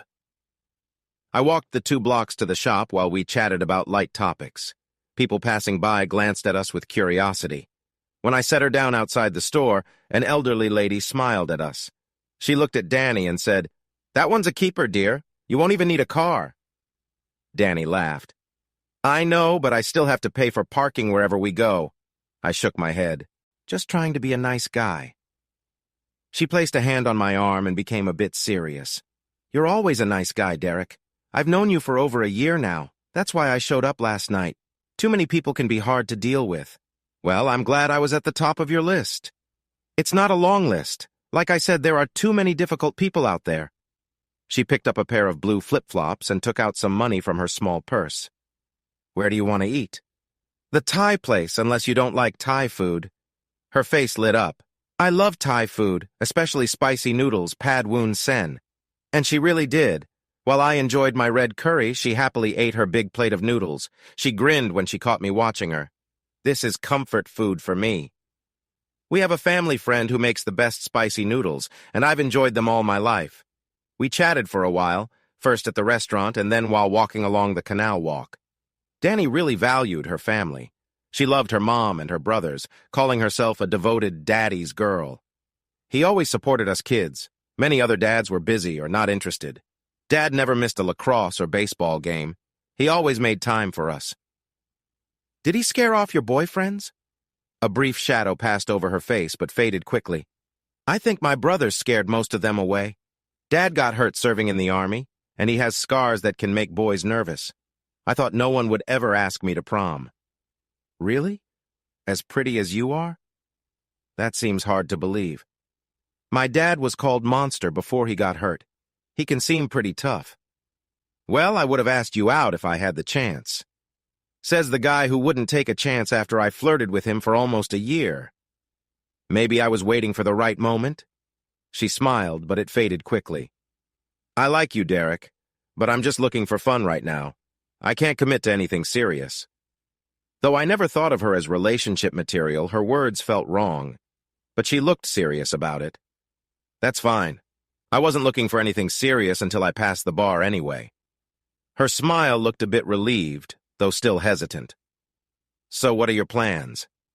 I'm studying for the bar, but I really want to specialize in maritime law and maybe return to Hawaii one day. I love Hawaii, but I grew up near Fiji. I couldn't help but laugh. What's funny? I was wondering how you knew about tattoos and what a lava was. I can also do a lot of the dances, Fijian, Tahitian, and Hawaiian. I enjoy the stories told through Hawaiian hula, but the Fijian and Tahitian dances are great for fitness, too. That clears up a mystery. It explains those amazing hip movements you showed last night. That's kind of the point of those dances. Do you teach any of them? I'd love to. I'm trying to get the studio owners to let me teach a world dance class. Polynesian, African, Asian, that kind of thing. We already have a big Latin class for adults, but there are many other fun styles out there. Where did you learn all of them, other than hulas? I actually have a degree in dance, and yes, it's a real degree. She looked a bit frustrated. I held my hands up. Hey, I think it's great. I'm on your side. Thanks, but I get a lot of teasing for it. So, are you staying at the studio? Dancing professionally? I enjoy teaching kids, but it's tough not to laugh when a parent is so excited about their child's future in ballet, especially when the child looks a bit lost. I'm not sure what I want long term. There are dancers everywhere, and unless you make it into a well-known company, the pay isn't great. I'm just uncertain about my next steps. I'm working on my master's degree, so hopefully I'll figure things out after that. The rest of the afternoon flew by as we strolled along the canal, chatting about all sorts of things. I was surprised by how much I had underestimated her over the past year. We stayed later than I had planned, and when I opened the door to my apartment, Danny slipped past me with a big smile, handing me a sarong. Have you ever seen a Tahitian hula? I never did manage to review my notes for the next day. Danny didn't leave until almost 5:30 in the morning, hurrying to catch a cab home. In the morning, I received an email from Kelly asking me to meet her at the water fountain in the park next to campus after class. When I arrived, she was half sitting on the railing with a big shopping bag at her feet. You look tired. Thanks, Kelly. I didn't sleep much. I tried not to smile, thinking about Danny. Kelly looked me over for a moment. I saw that smile. Did you have a good time last night? Anyone I know? I should have expected this. Kelly has a knack for reading people. The only women you know are in unusual jobs. Yeah? So? Anyone I know? No, really, you don't need to worry about my dating life. She smiled. What dating life? I'm just trying to figure out if it was your right or left hand. Wow. She got a bit more serious. I couldn't identify the 3 guys in the video, but it was definitely a rough situation. You owe that tall girl who stepped in for the guy a lot. I tried to stay calm, but it's hard to hide things from Kelly. Wow, is that the girl you were with? Kelly. She giggled. I can't blame you. I wish I had legs like hers. But not much up top, though. I waited her out. It didn't make sense to push her, especially since she thought she was being funny. Plus, even if her jokes were sharp, she always had a thoughtful side. I did learn something interesting, though. Not sure what it means. 2 other club security guys have been hurt in the last 2 months. No one knows why. They seem to be after the liver. It's unlikely to be fatal, but it is very painful and disabling. The other guys were both big like you. I heard about Ted at the Murado getting hurt, but I didn't know what happened. The big powerlifter at the stand. Woodley, I think that's his name. He got hurt about 2 weeks ago. The police didn't find the tool, but the doctors thought it might have been something sharp. Woodley could be a bit annoying, mostly because he liked to brag. Still, I knew he was stronger than me, and Ted was even bigger, which made the situation feel risky. It sounds like someone is hunting something big. That doesn't quite add up. I know. There must be a reason, Derek. We just can't figure it out. She jumped off the railing and lifted a big shopping bag, handing it to me with some effort. I convinced the lieutenant to let me take your old vest. They should have thrown it away by now since it was already marked as unneeded. It might not stop bullets anymore, but it should still protect against sharp objects. Please wear the vest. I will. I mean it. This feels strange. She looked more worried than usual. The lieutenant must have felt uneasy too, or he wouldn't have let her take the vest. As I promised Kelly, I started wearing the vest at work. Not all vests protect against sharp objects, and some struggle more against those kinds of threats. The department bought vests for both patrol officers and jail staff. They picked ones that would guard against sharp items, so I could see why they chose that design. The vest was a bit bulky, but fit under my shirts. We all felt a bit uneasy for a few weeks, but nothing major happened. PG came to the club as usual, acting just like she always did. I even checked her purse again, trying to understand how she was the same person who spent the day with me. 4 weeks later, just when I was starting to think I might have overreacted about her behavior, Danny came over to my apartment after my Saturday shift. This time, she brought an overnight bag but still wore simple clothes, ready for a casual lunch on Sunday. After that, she started coming over almost every weekend, staying until Monday morning. Even though she claimed she didn't want a relationship, it started to feel more like one every day we spent together. I finally got her to agree to dinner one Wednesday, so we could try a nice steakhouse that was closed on Sundays. My truck wasn't fancy, but it was better than her small convertible. There was no way I'd enjoy that unless we drove with the top down all the time, so I picked her up at her apartment. Her place didn't have the same security as mine, so I walked right in without any trouble. My outfit matched her little black dress almost perfectly. I gave her a kind compliment. "You look lovely." She smiled, a somewhat shy smile. "You look nice, too." "You had to get that suit adjusted, didn't you?" "Can't just buy them off the rack in my size, at least not without a lot of changes. A guy needs at least one nice suit for weddings and special events. And nice restaurants. Wait, I need to grab my wrap. It's cooler than I thought." I looked around without staring. The apartment was smaller than mine, but very tidy with lots of photographs. I walked over to check out a few. Her father stood out right away. She had mentioned his scars, but that was really an understatement. His face was covered in noticeable scars, one eye looked cloudy, and his mouth on that side had a strange twist. I understood why prom might have been difficult for her. Beside him in the photo was a woman who was clearly Danny's mother. She looked like an older Danny, tall and still lovely, but there was something hard about her. Her smile didn't seem to reach her eyes, and she had a serious demeanor. I looked at the pictures on the nearest wall. More family photos with her brothers, both in uniforms, one a Marine, the other in an Army Ranger beret. Then I saw the last picture on the wall.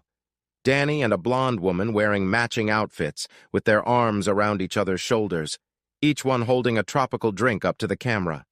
I blinked, surprised. The blonde woman wasn't just pretty. She seemed to have a special charm. I heard a giggle behind me and turned to see Danny, who was smiling widely. "That's my best friend, Angel. Her real name is Zasha, but nobody calls her that. She's, My words faded as I felt a wave of embarrassment. "Yes, she is, and it's even more surprising in person. You get used to it, but it takes time." She paused, looking fondly at the photo. "The funny thing is, she's very down to earth. A great friend and an amazing mom and wife. She cares a lot about her family and friends. She'd do anything for them. I think she'll like you." That last comment caught me off guard. She was talking as if we had a real long-term future, something she had said would never happen. That surprising thought helped me think clearly. She noticed my change in mood over dinner. "What's on your mind?" No better time to ask. "You're not secretly married, are you?" "No. Why? A boyfriend I don't know about?" "No." She seemed suddenly uneasy. Danny knew where this could go. "Then can we at least think about the idea of something serious in the future?" I could tell she really thought about stepping back from the conversation. "Derek, it's kind of complicated. It may take a while before I can settle into a serious relationship. How about we revisit this after I finish my bar exam and you complete your master's degree?" She looked relieved. "I think that could work." So, without much fuss, Danny agreed to the idea of being in a committed relationship. She started coming over after my Friday shifts too, but she danced the same way as always. I began to think that dancing was her escape, since she never used anything else when we were together. Things felt pretty good. Sometimes life is just like that. But then Abby didn't show up after spring break. Not for class, not for our study sessions. Nothing. We knew she had planned to visit her mom up north over the break, but she was supposed to be back by Tuesday, and she never returned. 4 days passed without any word from Abby. No response to her phone or at her place, and no one knew why she wasn't in class. I started to worry that she might have been feeling overwhelmed when Vince found me at work on Friday night. "Hey, Derek!" Vince was waving to me through the crowd. It was unusual for him to be here. He usually liked smaller places with less loud music. Plus, he and the others often felt out of place where I worked. Something was off. He looked serious and worn out, which was rare for Vince. Then I noticed Jennifer behind him, clearly upset. This wasn't just a social visit. I pointed toward the club office. "In there." The office door blocked the loud music immediately. It was larger than a typical office since it used to be a testing room when the club was a brewery. It looked strange with just a metal desk and a few chairs. Abby's in the hospital. What happened? She was found unconscious in a back room at Morado Sky. They didn't have any ID on her, so it took some time to identify her. I closed my eyes for a moment. Was she hurt? I couldn't say more than that. I knew it wouldn't be good news and gripped the back of the chair to keep myself steady. There was an injury. She had to have surgery. A wave of anger rushed through me. Vince and Jennifer took a step back, looking surprised. It took me a moment to realize I had broken off the headrest of the chair and was holding it. I took a deep breath. Do they know who did this? Vince shook his head, avoiding eye contact. She hasn't been fully conscious yet. I overheard a doctor say that with what was in her system, she probably won't remember anything. Danny stopped me at the door. Where are you going? Sorry, I'm leaving early. A friend got hurt. Will she be okay? Her name's Abby, the girl from my study group. Someone added something to her drink. She understood what that meant, and worry crossed her face. She shook her head and took the shirt offered to her, her usual spark dimming a bit. That's been happening too often. Where did it happen? At the Morado. They don't have enough security there. They'd better watch out if I find out they're doing that here. They'll be lucky to get off with just a fine. She reached up and gently touched my arm. I'm sorry about your friend, Derek. You do a lot to keep people safe. You can't be everywhere. Just stay strong, okay? Thanks, Danny. I left feeling a bit better, but even a small improvement isn't much. Abby lay in her bed, looking weak and tired, her mom sitting beside her. Abby kept fidgeting with the IV in her hand. She had added me to her visitor list, but she hadn't been able to look me in the eye since I arrived. Even after a week of my visits, she still couldn't. She just stared at her feet under the blanket. I'll be okay, Derek. I don't need anything. Just give me a little time. Her voice was flat and empty. I knew she wasn't telling the truth. Her mom and I exchanged glances, and I could see that she understood. She had a look of worry and sadness that only a mother might really know. Abby missed our silent moment and continued speaking. I'll be here a couple more days. I'm almost done with the program. I'll be fine. I might not be an expert in women, but I winced when she used the word fine. I turned to her mom. How long can you stay? A week. I can't miss much more work. I used almost all my leave last year when her father got sick. She looked like she was about to break down. Losing her husband had clearly been difficult for her, and now this was happening. Jennifer said she'll stay with her. Vince or I can sleep on the couch if Jennifer is gone. Abby started to protest, but I gave her a serious look and shook my head. No arguing, Abby, or I'll just curl up in front of your door like a big dog. Even she managed a small smile at that, her eyes flicking up to meet mine, just for a moment. When she finally fell asleep, her mom stepped out of the room with me. Thank you. The three of you have been such a help. She'd do the same for us. If it weren't for her, I don't think Vince would have finished the program. He said that. He kind of likes her, doesn't he? More than just kind of. I think she likes him too. She paused and looked at me. Maybe more than just kind of. It took me a moment to realize she was trying to see if that worried me. I'm glad to know that. Vince would be even happier to hear it. I don't know if she can. Think about that right now. I think he'd be happy if she just lets him be there for her, at least for now. She nodded solemnly. They don't think she will remember any of this. There was just too much going on for her. I'm not a therapist, but maybe that's not a bad thing. Knowing what happened has been tough for her. She's strong and always faces challenges head-on, but now she feels weak and helpless. This has really affected her. I noticed that too. Has she started seeing the counselor yet? The university offered a counselor for her, even though the events took place elsewhere, but Abby had been reluctant to talk to her. She starts tomorrow. She promised. The woman from that special investigator's office convinced her yesterday. Is she from the city police? I don't think so. She came in right after you left. She said she was with a state task force. I think she's dealt with this kind of thing before. I guess that makes sense. She looked down at the floor for a moment. Abby is a bit worried about you, Derek. Why would she worry about me? She thinks you might want to find those responsible. I thought I was keeping that to myself better. I don't know who they are. That wasn't true. The network of bouncers and club security had figured it out, but it was going to be tricky.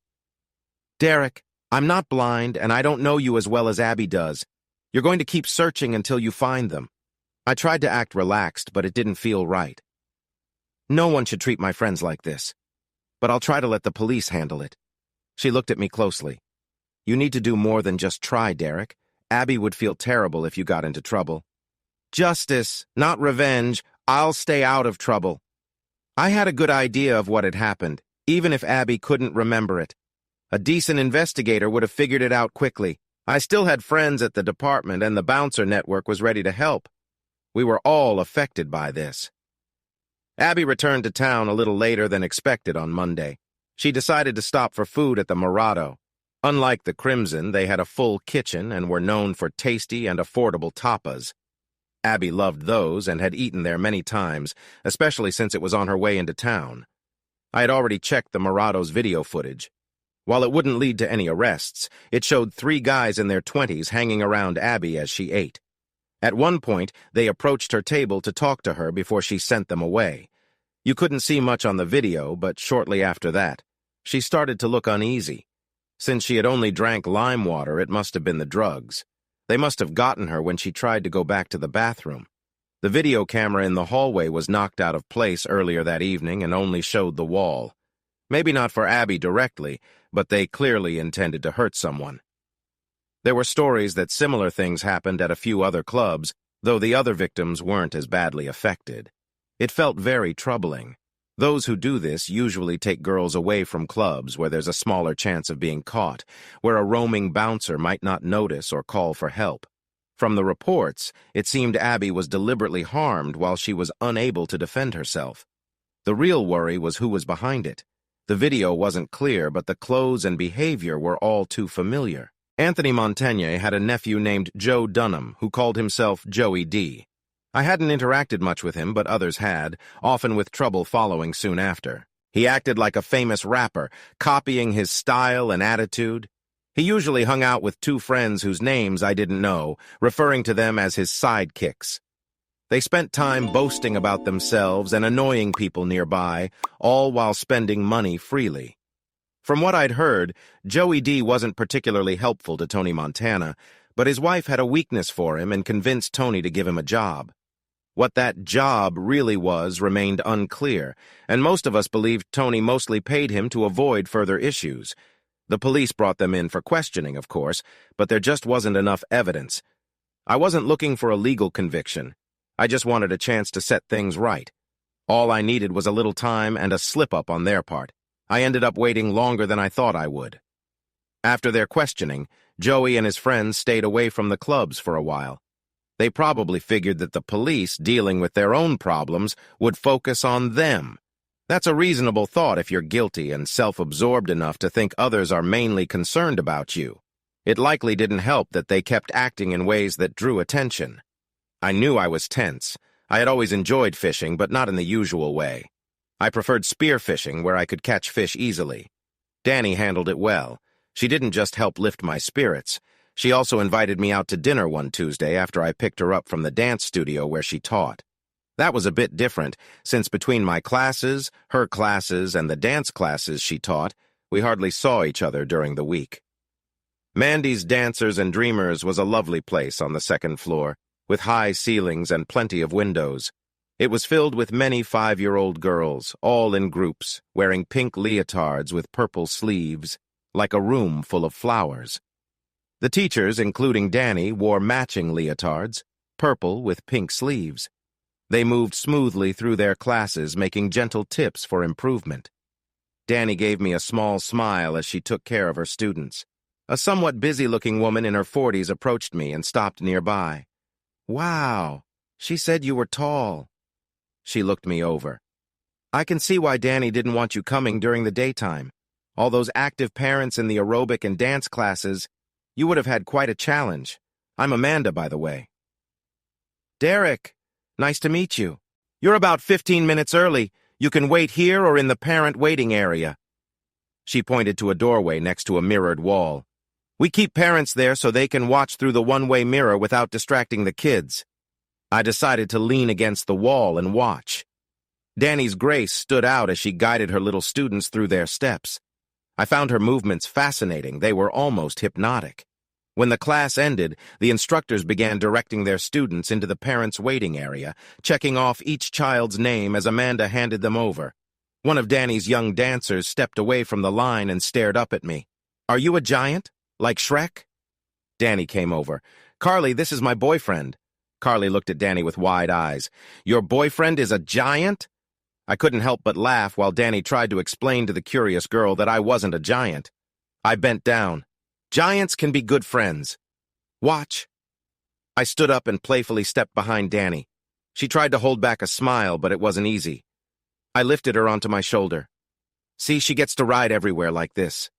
Carly's face lit up with joy, and she thought that maybe giant friends weren't so bad after all. We talked for a bit as I pretended to look around for Danny, making Carly giggle with delight. Later, as we ate, I asked Danny about her job. She had only mentioned it briefly before. "What do you like most about it?" "The kids." Sometimes the parents can be a lot, but the kids are truly amazing. Everything they learn opens up a whole new world for them, full of wonder, especially in the beginning. That's what I love about kids. I must have spent so much time watching my cousins. At first it was a bit annoying, but then you start to see things through their eyes, like when Carly said she met a friendly ogre. She laughed. I heard about that, and I noticed her mom's reaction today. You might want to skip the Wednesday Latin dance class she goes to. Honestly, the look on her face made me think she might show up ready for anything. I paused, feeling her protectiveness was sweet. She took my silence the wrong way. Eiger means ogre in German. It's also a mountain in Switzerland. I know that. I was just thinking about how great you are with the kids. You will be a wonderful mom one day. She looked down at her plate for a moment. I'd like that. One day. I want to be as strong as my mom and as kind as Angel. If you're any sign, your mom did an amazing job. She really did. I was too young to remember much, but when my dad got hurt and left the army, we all came back together when I was about 4. They never remarried. Mom said they didn't need a piece of paper. Dad's old friends like to call her X as a joke. That seems a bit harsh. She doesn't mind. It's just their way of saying you're part of the group. Similar to my old team. After dinner, instead of going home, Danny decided to stay the night. She left early to go back to her apartment. It was the first time she had spent a weeknight here, and I found myself imagining what it would be like to wake up next to her every morning. Even with my classes and papers, Danny filled my thoughts. I almost forgot about the 3 people I was keeping an eye on. Almost. Eventually, my focus returned to them. I had seen them arrive and watched their actions for almost an hour. They were quite lively, but soon they chose a target. Syl was the first to notice. She had a talent for sensing trouble. Years of helping friends had sharpened her instincts, and she couldn't stand those who took advantage of others. I never quite understood why it felt so personal for her. She never shared the reasons. She motioned for me to come over, looking serious. "I think those people might be trouble. That blonde over there doesn't seem quite right. She hasn't had much to drink." I watched them for a moment, trying to seem uninterested. "It could be. They're definitely focused on her. You tell Nick, keep an eye on them. Don't let them take her away." Syl looked at me, her face serious. "Not yet. Something feels off. The one in the hat just went toward the back. He could have been in the restroom, but something felt off, like he was hiding something. I sensed they were planning something, similar to the event that happened at the Morado. Everyone who worked at the clubs knew that story. It was so strange that even the customers had heard about it. The Morado was struggling a lot, barely making enough money to stay open. Syl's voice was serious. She understood the importance of what she was saying. "There's nothing back there but restrooms, a storeroom, and a loading area. With how busy we are, the restrooms are often in use." I tried to sound relaxed, just having a chat, but I wasn't sure how my 3 friends would take it. "Syl, I need to move around a bit.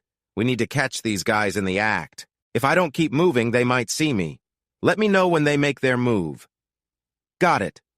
She paused. "I can hold them off for a minute or 2 before I send Nick and Ron after you, but that's all I can do. They deserve whatever you have planned." I looked down. Her eyes were shining with unshed tears. "The police can handle them, but they'll need help first." Her breath hitched for a moment. Then anger tinged her voice. Just make sure they remember it. I will. Less than 5 minutes later, Sil caught my eye and gestured for me to look to the back, where I saw Joey D leading the unsteady girl away. Getting across the packed dance floor took longer than I wanted, and of course, I bumped into Cassie. It took me a while to navigate away from her, and I had to push through the crowd with urgency. That cost me precious time. I was worried about the blonde girl, hoping I hadn't made a mistake. Anxiety grew as I feared I might not reach her in time. Sil must have sensed the urgency, as I saw her indicate for Ron and Nick to back me up just as I reached the doorway and turned down the hall. I didn't have much time. I knew Nick and Ron would soon follow and would catch up with me. The loud music of the club masked almost everything. It would provide perfect cover for what I was about to face with 3 individuals who meant harm. I kicked the door latch of the club's storage room, using the technique I'd learned at the police academy. I'm not exactly small, so that can be a challenge at times, but it also comes with its benefits. The door gave way with my first kick, bursting open and taking part of the frame with it. The sudden movement sent pain through my knee, but I had expected that. The knee isn't even real, so it seems unfair that it can hurt like that, but it does, even with the brace. I pushed through that door with every intention of confronting the 3 men and stopping them. I was met with a messy room.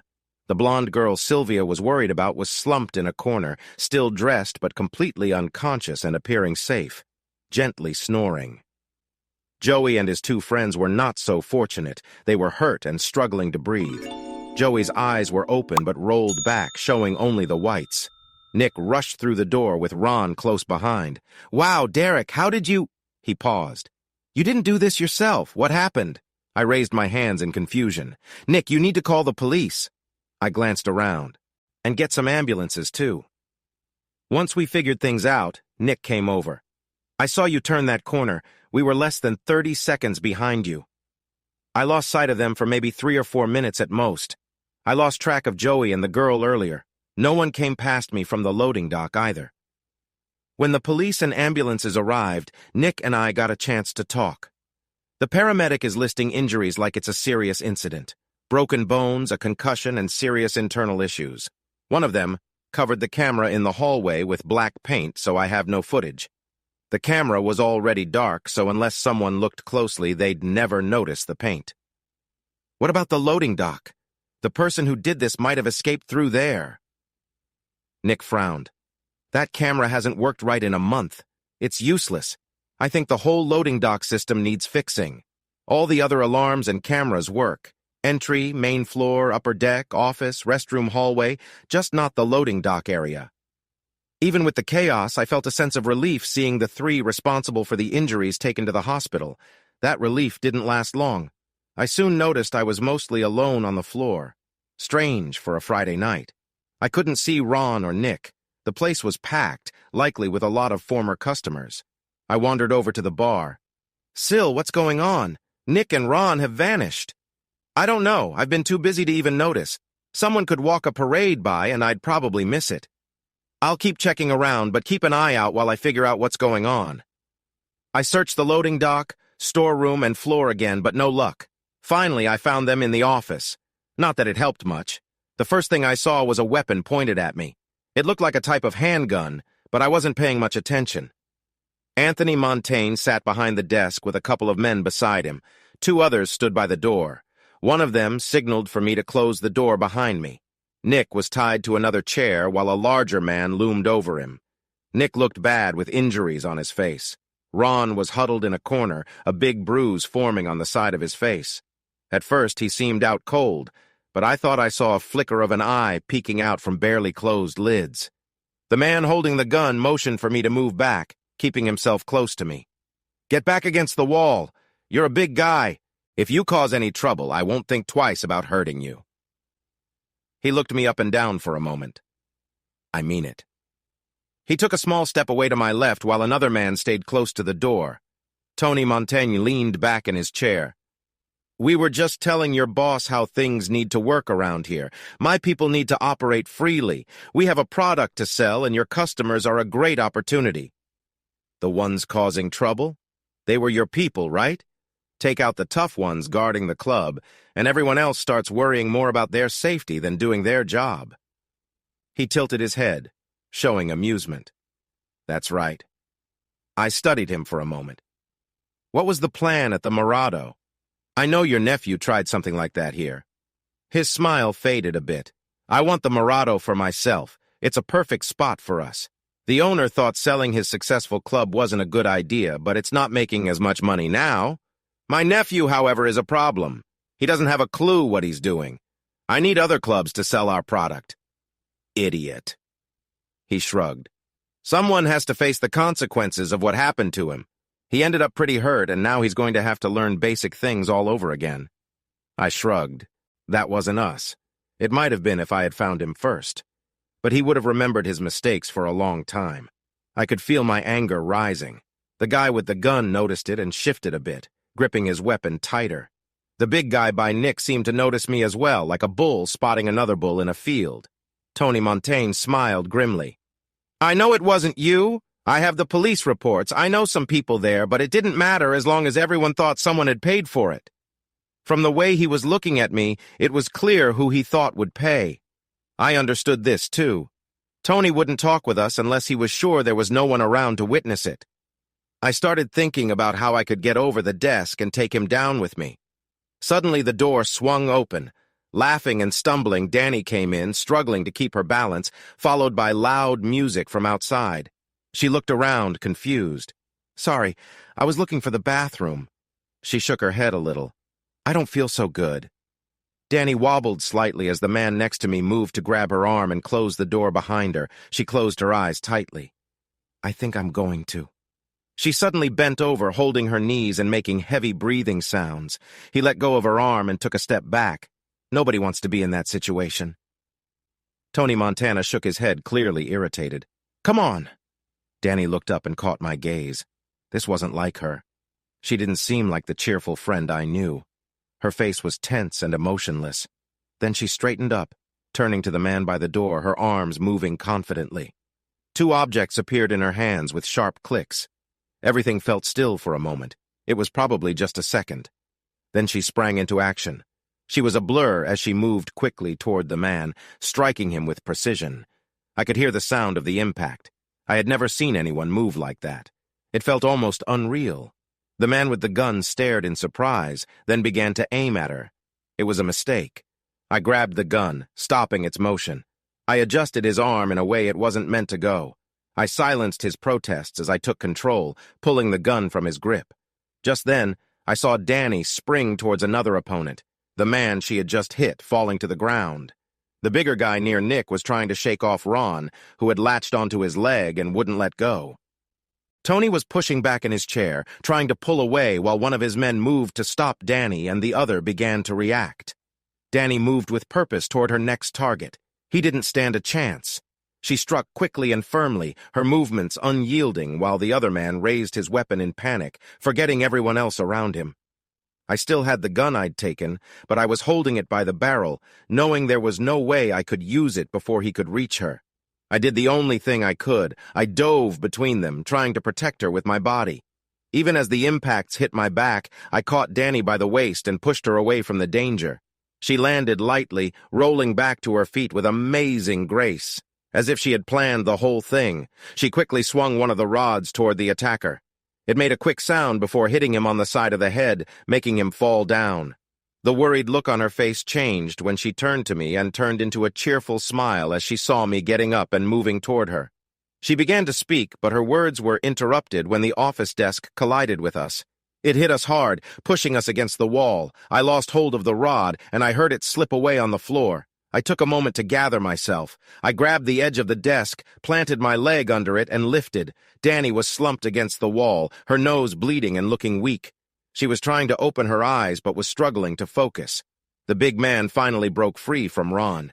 He seemed to realize that facing both Danny and me was not the best idea, and decided to act more aggressively. He walked slowly toward us while Tony watched confidently. I got to my feet while the big man waited, flexing his arms. He wanted to show off for his boss. As I stood up, I suddenly coughed and felt a sharp pain in my back. I noticed a small amount of blood on my hand. I understood my protective gear might not hold up much longer. I noticed the big man's anger growing as I stood firm. If he was smart, he would wait for my injuries to weaken me. But he seemed eager to impress Tony and rushed in. I stepped back as he charged, another cough almost taking me down. His first hit landed on my stomach, but it hardly compared to the pain of coughing. I managed to block the next punch aimed at my face. His surprise was clear. He thought I would bend over after the hit to my gut. That punch missed because of this. He probably wasn't used to facing someone my size, especially one who could handle themselves. I struck back with a quick hit to his head, then followed up with another punch, putting all my strength into it. I needed to end this fast before my injuries stopped me. He stumbled back, clearly shaken. Most martial arts don't suit guys like me, but boxing does. So does sumo. It's meant for big people. I grabbed onto him, holding his belt, and lifted him off the ground, turning and throwing him onto the desk in a simple lift-and-throw move. It's not a graceful move. It can be rough even on padded ground. The bigger the person, the harder the fall. For someone untrained, coming down onto a metal desk is painful. I turned toward Tony, expecting to see a weapon in his hand.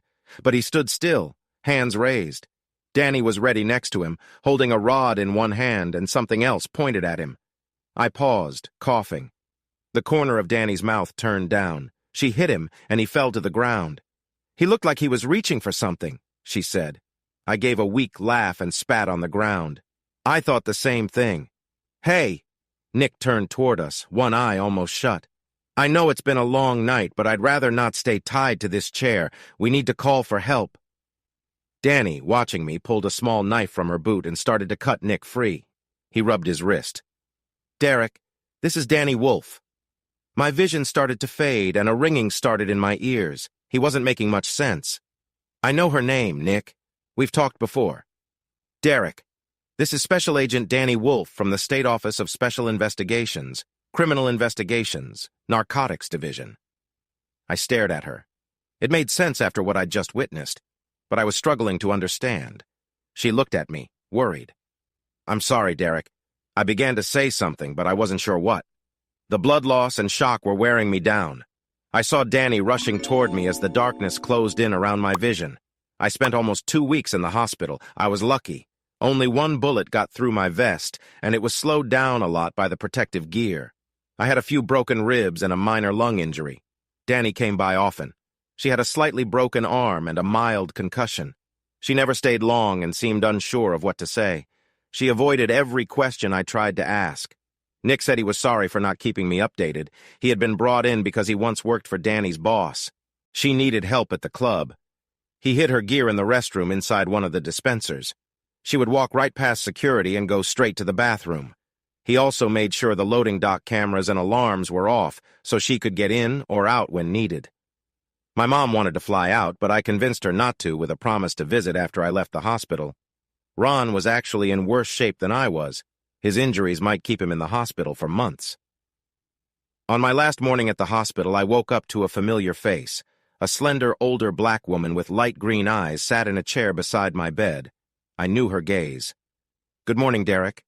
You're Lieutenant Markham. I retired as commissioner a few years ago. Now I go by Belle Anderson. It's been that way for many years. Your picture was on the wall at the precinct in the dog run. You're a legend there. They still remember me after all these years, it seems. Hard to forget. The dog run still needed some work, but I heard it was in much worse shape before you helped fix it. I'm not sure about that, but I like to think I did my part." The name Belle Markham was still talked about with respect at the precinct. Sometimes it was a hopeful reminder during hard times. People said she had stood up to the gangs that once controlled the dog run. Many still reacted strongly when they saw her picture on the wall. From what I hear, you really made a difference. You've been nice enough not to ask why I'm here. Apparently, I owe you something. How's that? They called me out of retirement to lead the state OSI after the last director had some issues. When you helped Special Agent Wolf, you helped me, too. I take that seriously. I just want Danny to know I'm here. That's not really something I can control. Just let her know she can reach out to me so I can understand what's actually going on. If it helps, I've never seen her truly date anyone until now. I brought her on as an intern while she was still in school. I got her part-time work while she finishes her master's. I thought her degree was in dance. She actually double majored, which is why she often works in clubs. You know how some officers can be a bit stiff at parties. That definitely caught me off guard. She took a card from her handbag and wrote down a number. Here's the phone number for the operations officer. Come by next week and he'll set up a time for you to see Danny at work. She can answer your questions then. Anything else? Not unless you're ready to share if the rumors are true. What rumors? About how you managed to clean up the dog run and handle the gangs. I've heard people say you took care of Jack Church and the Chinaman. She sighed but smiled a little. It's been a long time, Derek. I can't quite remember what happened to them. She stood up. I just did my job. She started to walk out but stopped at the door without turning around.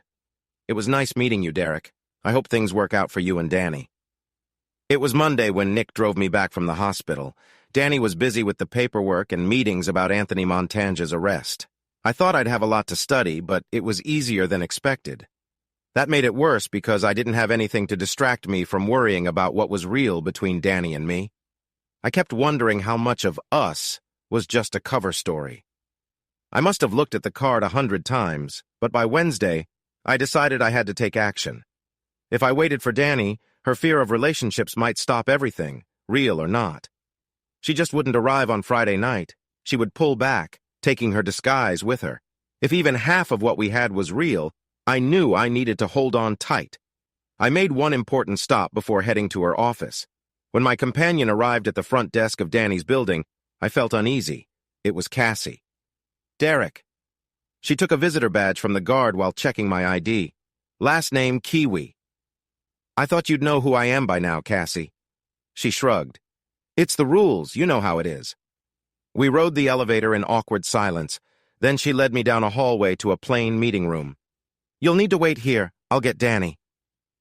It took her almost 10 minutes to bring Danny into the room. From her expression, she didn't seem thrilled to be there. Danny wore a simple black suit and looked uncomfortable. Derek, I could have come to you if you really needed to talk. We need to talk now, and we need to do it here. Cassie just told me what Director Anderson said. I just want to know where we really stand. Danny stared at the carpet for a long moment. I made a mistake. This whole thing was supposed to last only a couple of weeks. Our relationship? No, the whole operation. The plan was to have some people in the clubs who could observe and understand the flow of drugs. But after the first week, we had 3 major arrests. They decided to keep us in. Since it was only meant to be temporary, we hadn't created any long-term disguises.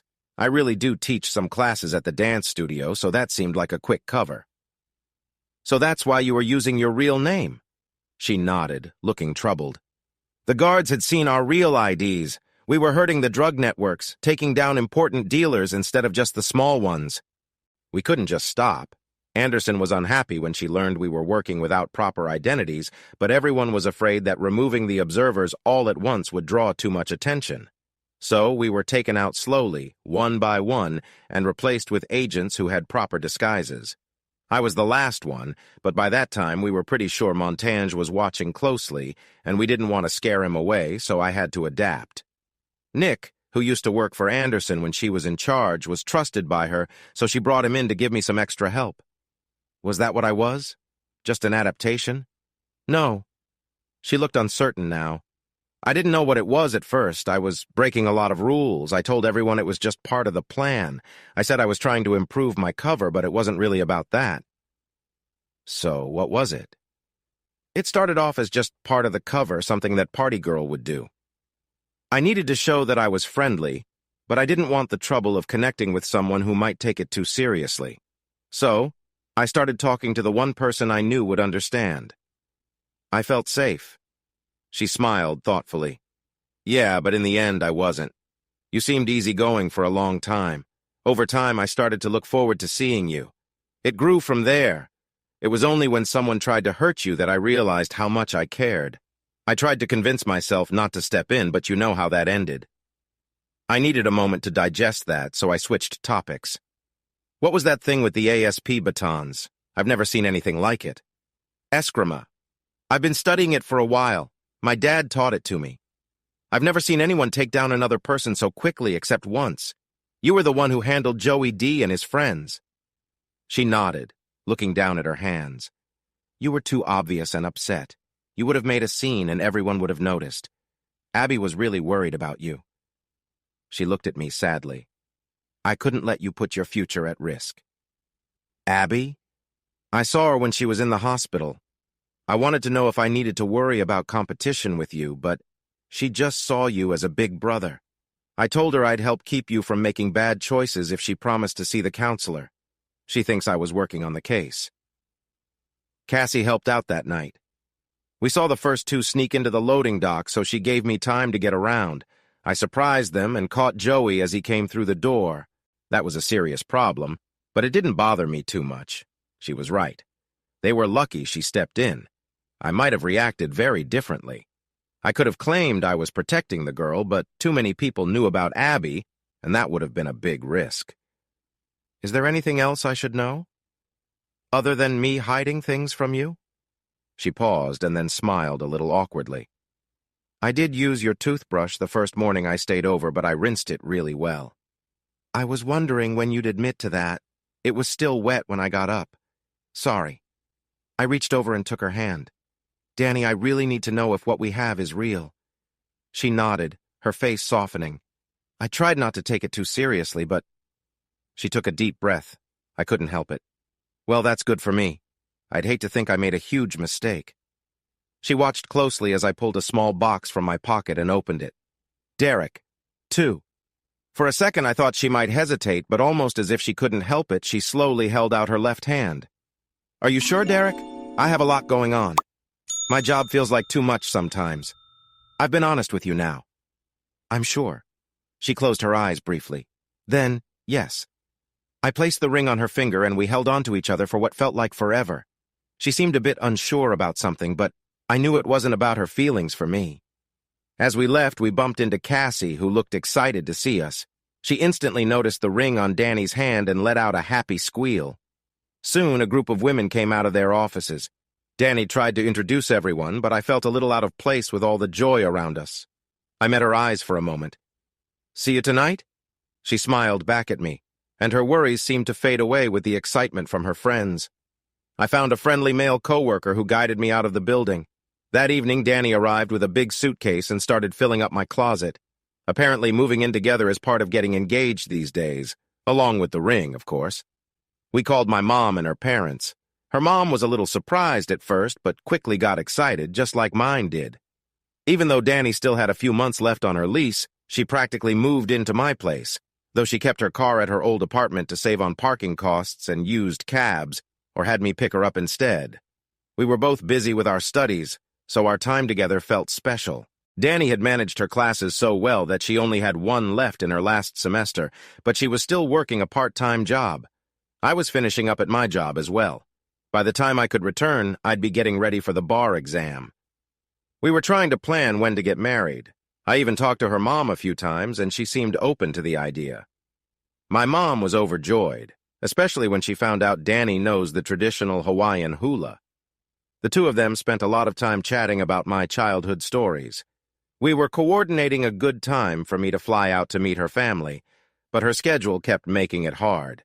It was a bit distracting, so I wasn't paying close attention to the legal case with Tony Montana and his friends, especially when Judge Rosalind Parker got involved.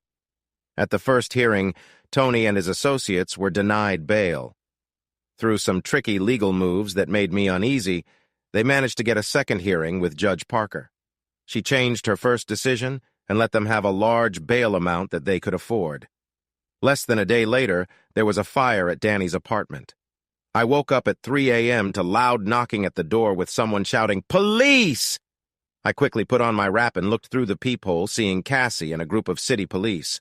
2 officers were ready with a battering ram. I hoped they could hear me. "Wait! I'm coming!"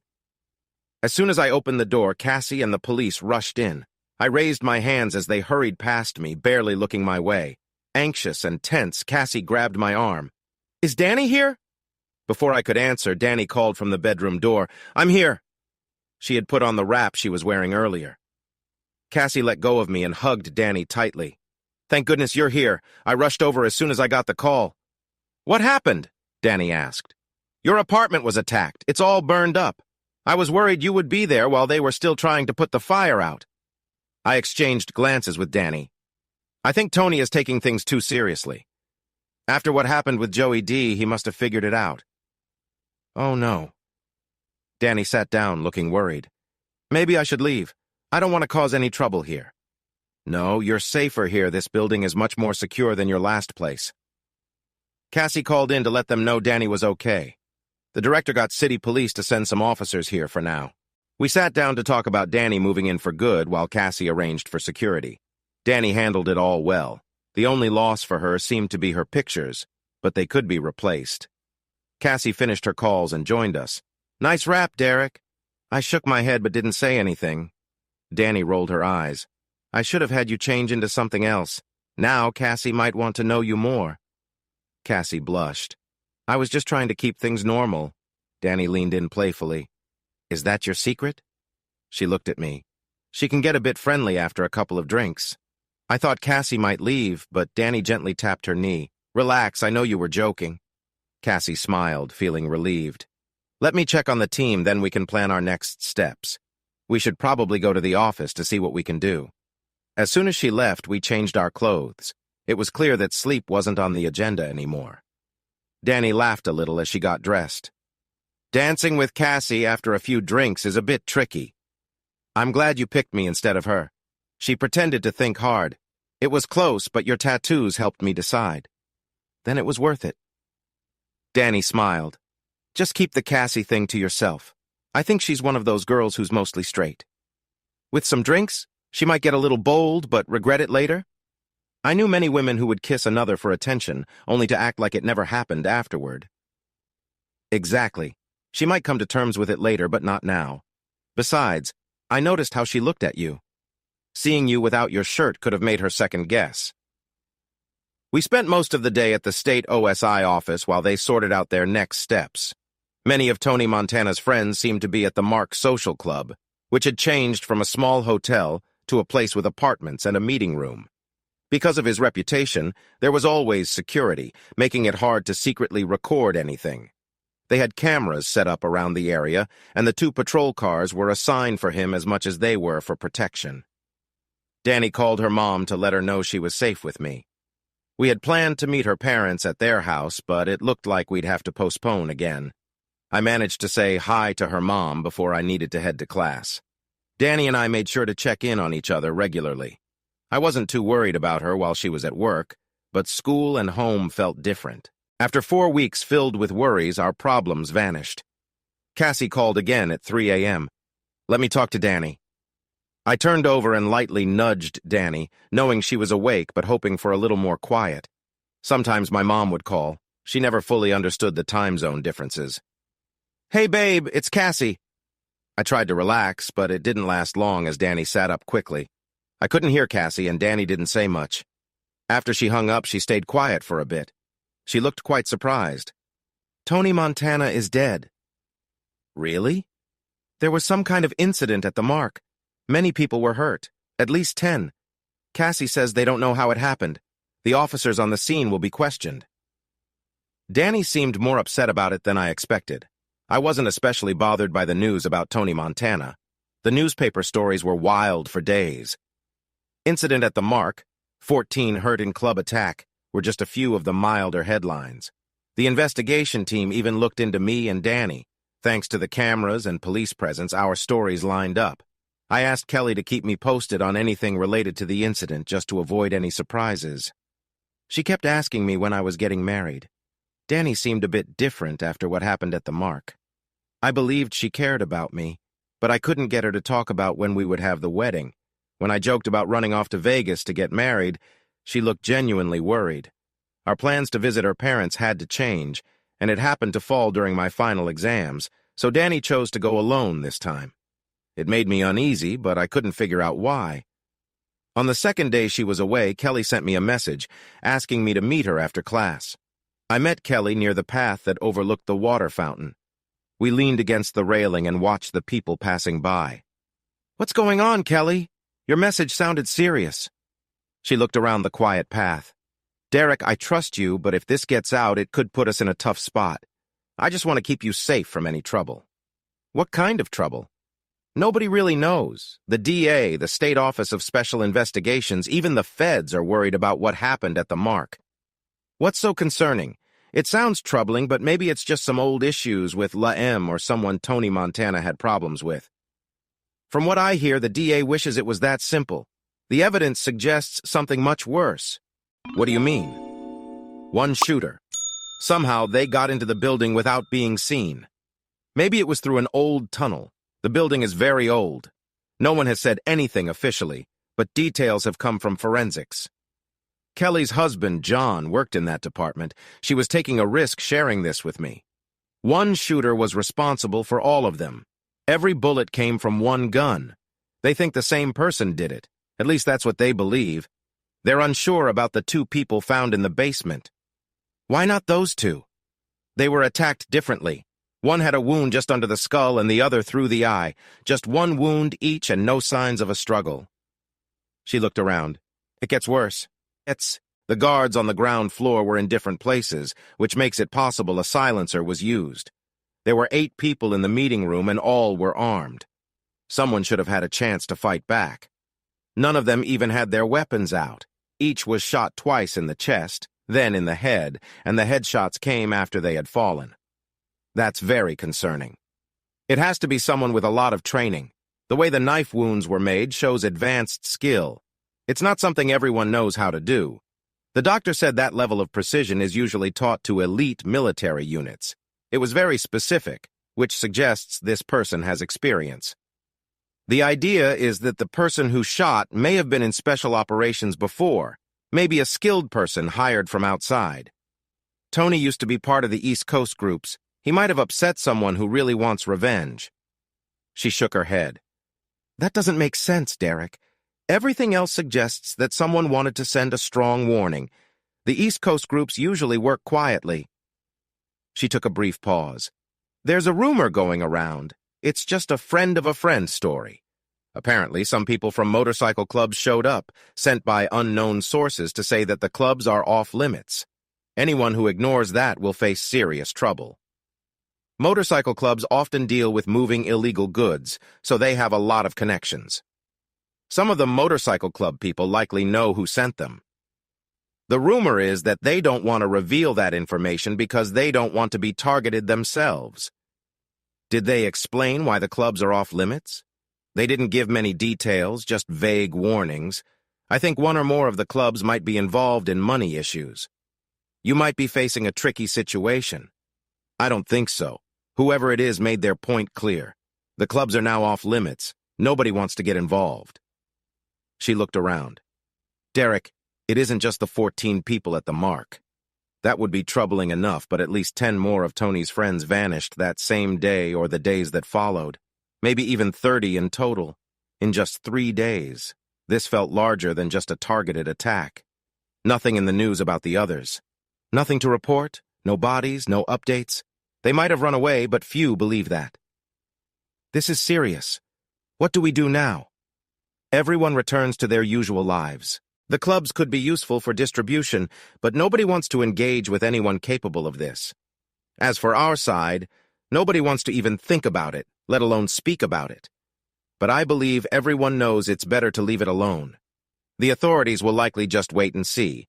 It's a matter of bad people dealing with bad people, so it won't draw much attention. Maybe frame it as you said, a past grudge. That might sound believable. So what should I do? Steer clear of it. Walk away. We'll keep an eye on the clubs, but whatever happens, it's not your issue. Understood, Kelly. I'll stay away. She watched quietly as a couple walked by hand in hand. So when are you and your girlfriend planning to tie the knot? We haven't set a date yet. Why not? I explained my worries about meeting her parents, and Kelly looked thoughtful for a moment. You haven't met her parents yet? I've spoken with her mom on the phone. But not her dad? Well, no, not really. She paused for a moment. What is it, Kelly? Maybe nothing, but maybe she thinks her dad won't like you. Kelly clearly had more to say, so I encouraged her. Why's that? You're kind of different. What do you mean by that?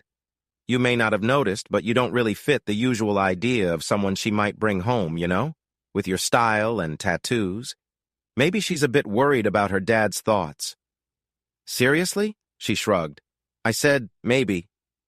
Kelly's words stayed in my mind. The morning after my last exam, I decided I needed to clear this up. I packed my truck and began the long drive to her parents' house. I knocked on the door and waited. I had expected Danny or her mom, but instead, I met her father.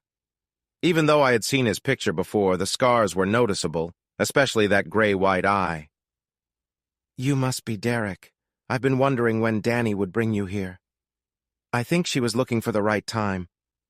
He smiled, but it felt a bit distant, almost like he was disconnected for someone meeting their daughter's fiancé. The whole situation felt a bit strange. "Danny and Anne had to pick up a few things. They should be back in a couple of hours." He moved to the side. "Come on in. You can help me get dinner ready." As he led me through the house, down the stairs, and out to the backyard, I took a look around. The house was tidy, just as I'd expect for a college history teacher. There were more books than in a typical home. What caught my attention were the photos. Every surface seemed to hold pictures of Danny at different ages, her two brothers, and two lovely little girls who looked just like Danny's friend Angel. Just outside the patio doors, he had a fantastic outdoor kitchen. I had to take a moment to appreciate it. Any guy would. There were two grills, one for gas and one for charcoal, a smoker, a pizza oven, a sink, and tons of space for preparing food. "Did you build this?" The whole family helped. The kids and I spent about 4 months on it. We built it together. There was a warmth in his voice, a hint of pride. "You take grilling pretty seriously." He pointed to a pile of vegetables on the counter. "I always have." We chatted for a while as he sliced vegetables quickly and skillfully with a beautiful knife. The patterned steel shimmered in the light. He noticed my interest. "It's a handmade Damascus steel knife, a gift from my last military unit." He explained how to get the charcoal grill ready for steaks. Apparently a gas grill was fine if you were in a rush, but charcoal was the better choice for flavor. He asked about my plans, showing a sort of interest mixed with distance. I felt like he was judging everything I did, but it didn't seem to matter to him. He only showed real interest when I mentioned Danny's plans. There was a moment of connection when we talked about her. I finished setting up the charcoal grill for dinner. "Do you want me to light this?" He looked at the grill. "I don't use lighter fluid. It changes the taste. There's kindling to your left. You can find a lighter in the family room by the fireplace." I moved the charcoal around. It was clear he preferred the best for grilling. Then I went into the family room. I spotted the lighter on the mantel. That's when I noticed something important. It was just an old picture, faded and in a simple metal frame. I stared at the picture, my thoughts coming together until everything clicked in an instant. There were 11 men in unmarked uniforms, all smiling at the camera, all holding their gear confidently. There was a handsome man in the back with a long object. A white-haired man stood to the side, clearly the oldest. And in the center, on one knee, relaxed and confident, was Danny's father. He looked unharmed and in good shape.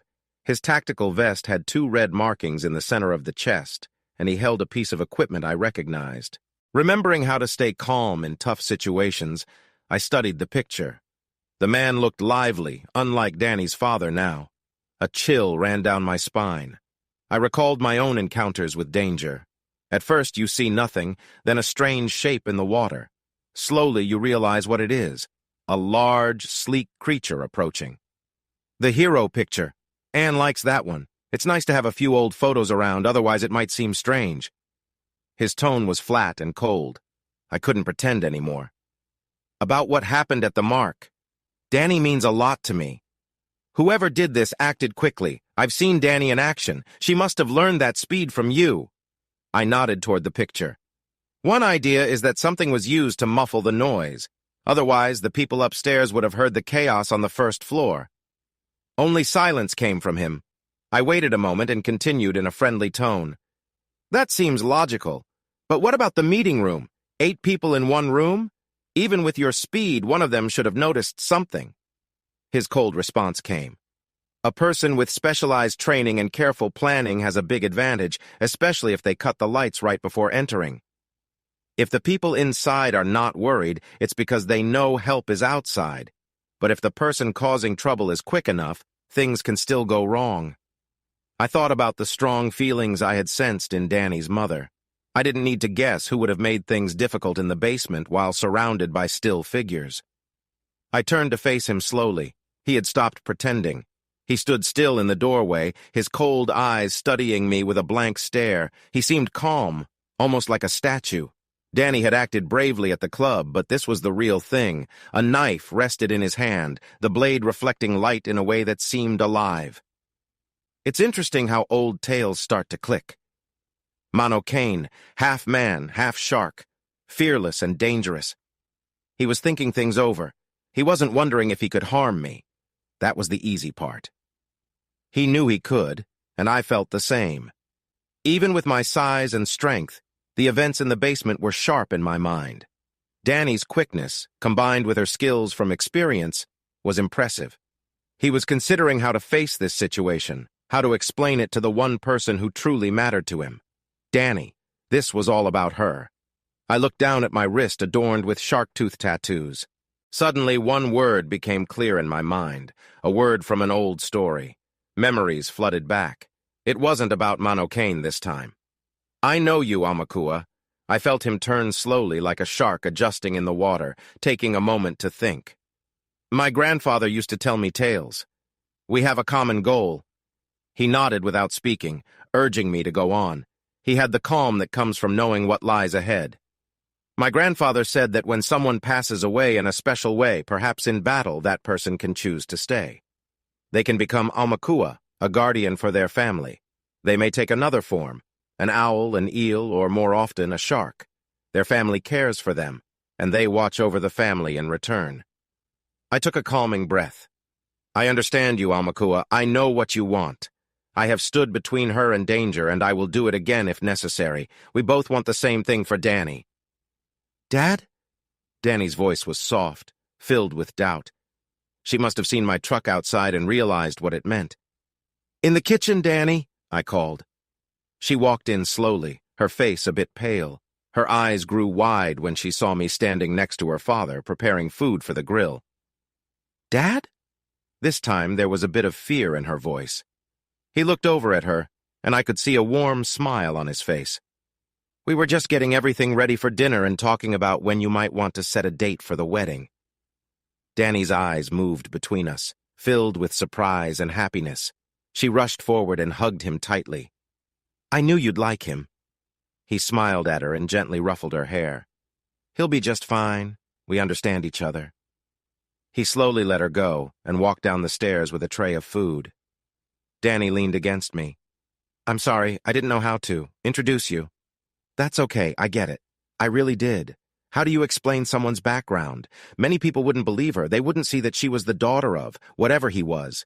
She had been looking for answers, trying to find a way for all of us, me, her, and her father. But there was only one clear path ahead of us.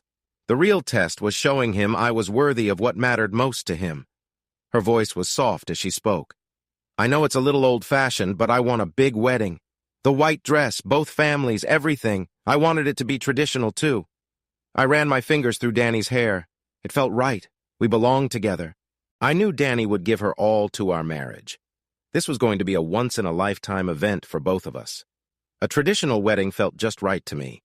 My mom loved traditions, so the dress, the cake, and all the details would please her. And of course, we would have the usual vows.